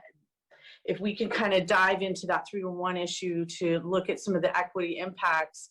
But on a positive note, I did want to repeat sort of my refrain, which is complaint-based systems are inherently inequitable. And so it was great to see the breakdown of the proactive patrols and where they were and how much of it was proactive versus reactive. So I just wanted to give some feedback about that, because I think that's the kind of breakdown as we hopefully move away from complaint-based systems. We're still able to process complaints, but taking those proactive approaches and marrying them to the complaints is something I think we could learn from in, for the rest of the city. I also wanted to echo my colleagues' comments about data. Let's not forget, again, the memo that was adopted in the mayor's budget message around data. We put some specific ideas in there and had a discussion about it, and I've had a little bit of follow-up after that with Kip on that. But this city has decades of experience in inequity. I actually was talking to my little cousin who attended some meetings about the East Side and how to make things better. That's the third generation in my family going to meetings, trying to make her neighborhoods better. And so this is generational. I don't want to spend a year studying data. When we as a city have a lot of the data, I think we can refine our approach, but we need results, right? That we need action in our city. And so I don't want to get mired in that because we all know where we need to go. We just do. And so we can still improve our data approach, but that should not impede action citywide. I also wanted to comment that race is inherently part of the equity process, as we've learned in study sessions, and we as a city shouldn't run from that, and it should be applied. And then I had a comment too about census tracts. I'm not reacting to what Councilmember Mann said. It actually is a result from the March budget message discussion, and I wanted to raise it, which is we need to find a way to address pockets, because I think the discussion that we had in the March budget message was around Cadillac Winchester, which we don't want to ignore. It's former SNI. We heard today from Councilmember Mann about Hoffman Viamonte, another former SNI, which we have decades of data for. And we need to have an approach to address those pockets, but we also need to recognize that we have swaths of our city. I have, for example, Councilmember Carrasco and I spent a lot of time out in our districts in September focused on the census, along with a lot of city folks. Thank you to the people who work so hard on that. We have multiple census tracts, right? Most of my district it is that, right? And so as a city, we really need to find some balance where we can address the pockets, but again, it shouldn't hold us back from systemic underinvestment in significant parts of our city. So with that, I had a couple of questions. So on section 7, page 13, I had a question around PBCE. So I didn't understand what this meant. So they're realigning department staff resources by eliminating 11 positions, shifting 3 positions to align with funding sources, and continuing 5 temporary positions to maintain the department's ability to support critical functions, such as environmental review of private or public projects, Diridon planning, ADU, and other key service deliveries. So can somebody explain that a little bit, what we're cutting and what we're shifting and why? Yes, Councilmember, this is Chu Chen, the acting director for PPC. How are you? Very quick, the 11 position we're cut is due to we streamlined all the process through the COVID time. So the majority are from our imaging team, which 11 position, actually 6 are vacant. 5 position, actually, we are not losing staff. They just reallocate to other department or other part of our department, different division. So no one is losing the job, just want to make sure. It's just we're doing better. We no longer imaging any plans, everything into digital now. We do every permit electronically. There are planner, they limited the position, we just continue carry that. In the ADU front, we actually adding 3 positions paid by building to support ADU. 2 of them are associate engineer to support the plan check. And the one we added is the principal permit specialist, also supporting the ADU L-Light because we really don't have a general fund to support any more ADU L-Light part. So building fee is paying for that to support the ADU program. So just in general, this add and delete. Thank you. Okay, thank you, Chu. Councilmember, so we break all those proposals out on page 8-293. You can see those broken out in more detail. So that one you saw, they kind of lumped them all together, but they kind of split out in the PVC section. Okay.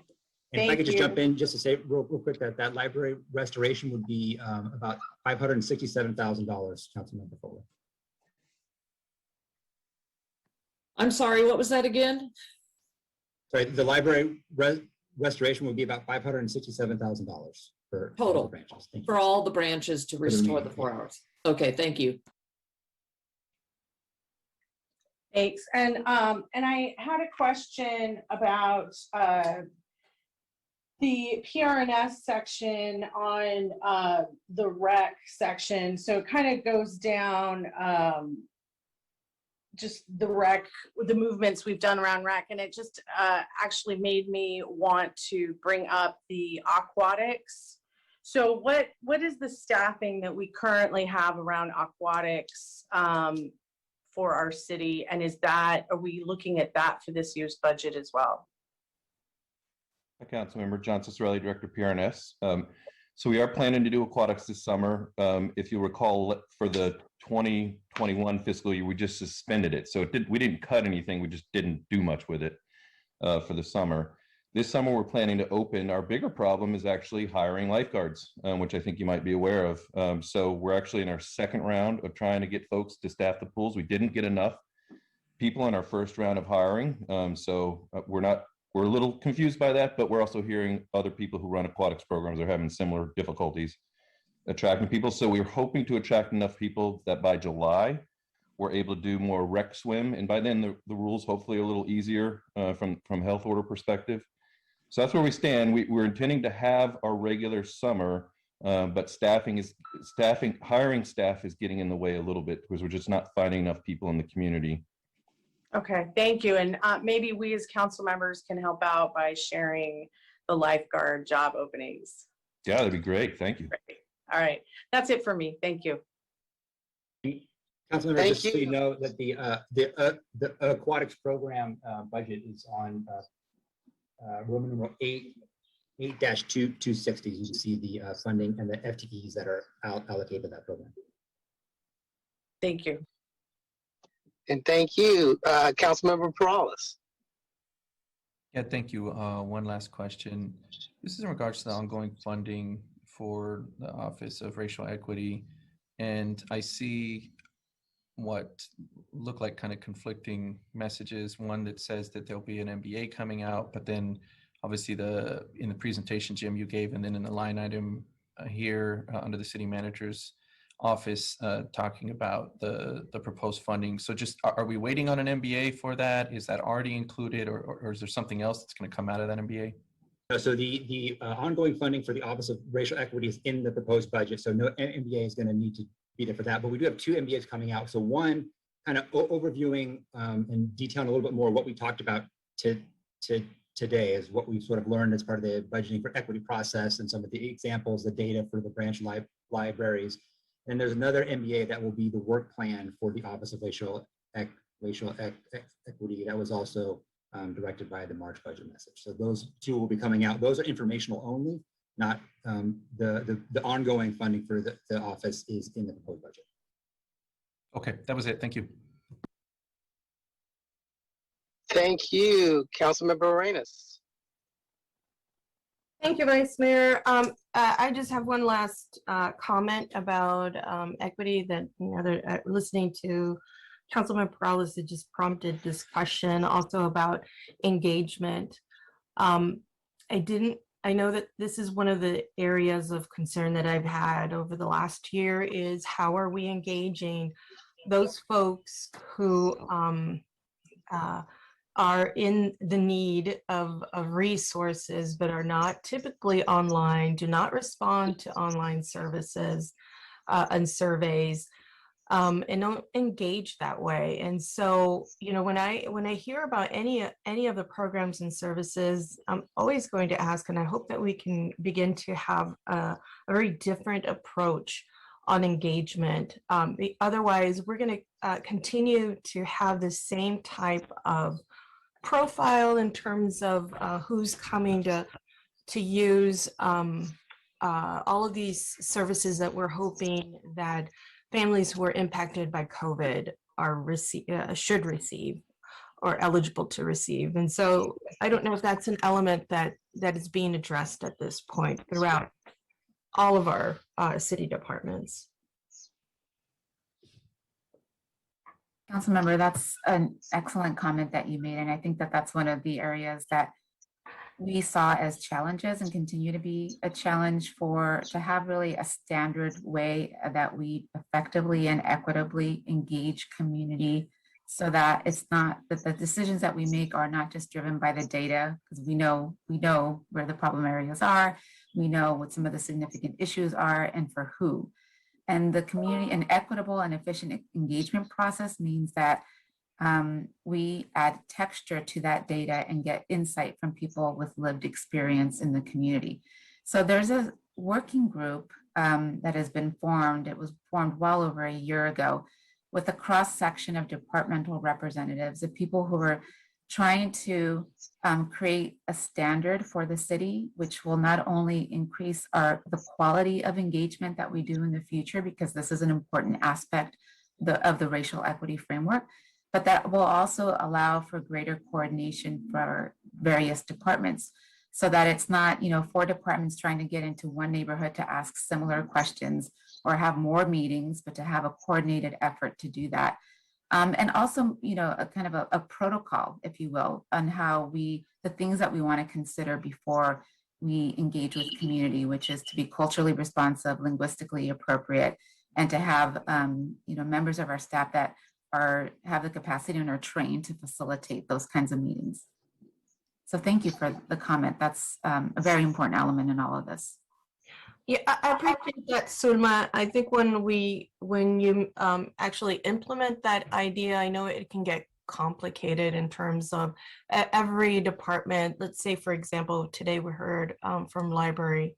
It is so, I would imagine it would be really difficult for library and maybe, I don't know, the parks department or the recreation department to align their programming so that they could take advantage of the same efforts. But I'm hopeful that that is something that can get done. And this is one of the reasons why I included that Promotora framework for us to use and utilize, because I feel like we have not really gotten to the point where we really need to be in terms of engagement. And the closest thing I can see is maybe some of the best agencies that are connected to some of the youth that are really struggling. And that's, I think, as close as I can see it. And, our Parks and Rec department does too. But I think we need to continue to step outside of what we normally feel comfortable serving and easiest to serve. One of the things that we all had as a feedback in the Mayor's Gang Task Force is that it's easier to serve some of the kiddos who are gang affiliated and not exactly in the gangs. So gang impacted youth, because it's the easier pickings, if you will. But it's much harder, and it takes a lot more resources to engage some of those families that normally don't come to a PTA, that normally don't come to a community meeting. And that's where we really need to focus if we want to make sure that we bring everybody forward to recovery, which makes me really nervous that we're moving in that direction without actually continuing to support folks in the pandemic response. Although I know that we are going to support in vaccination efforts, but we are going to leave people behind if we don't strategically include them in the way that we are going to engage from here on with our community. So I appreciate your response. Thank you.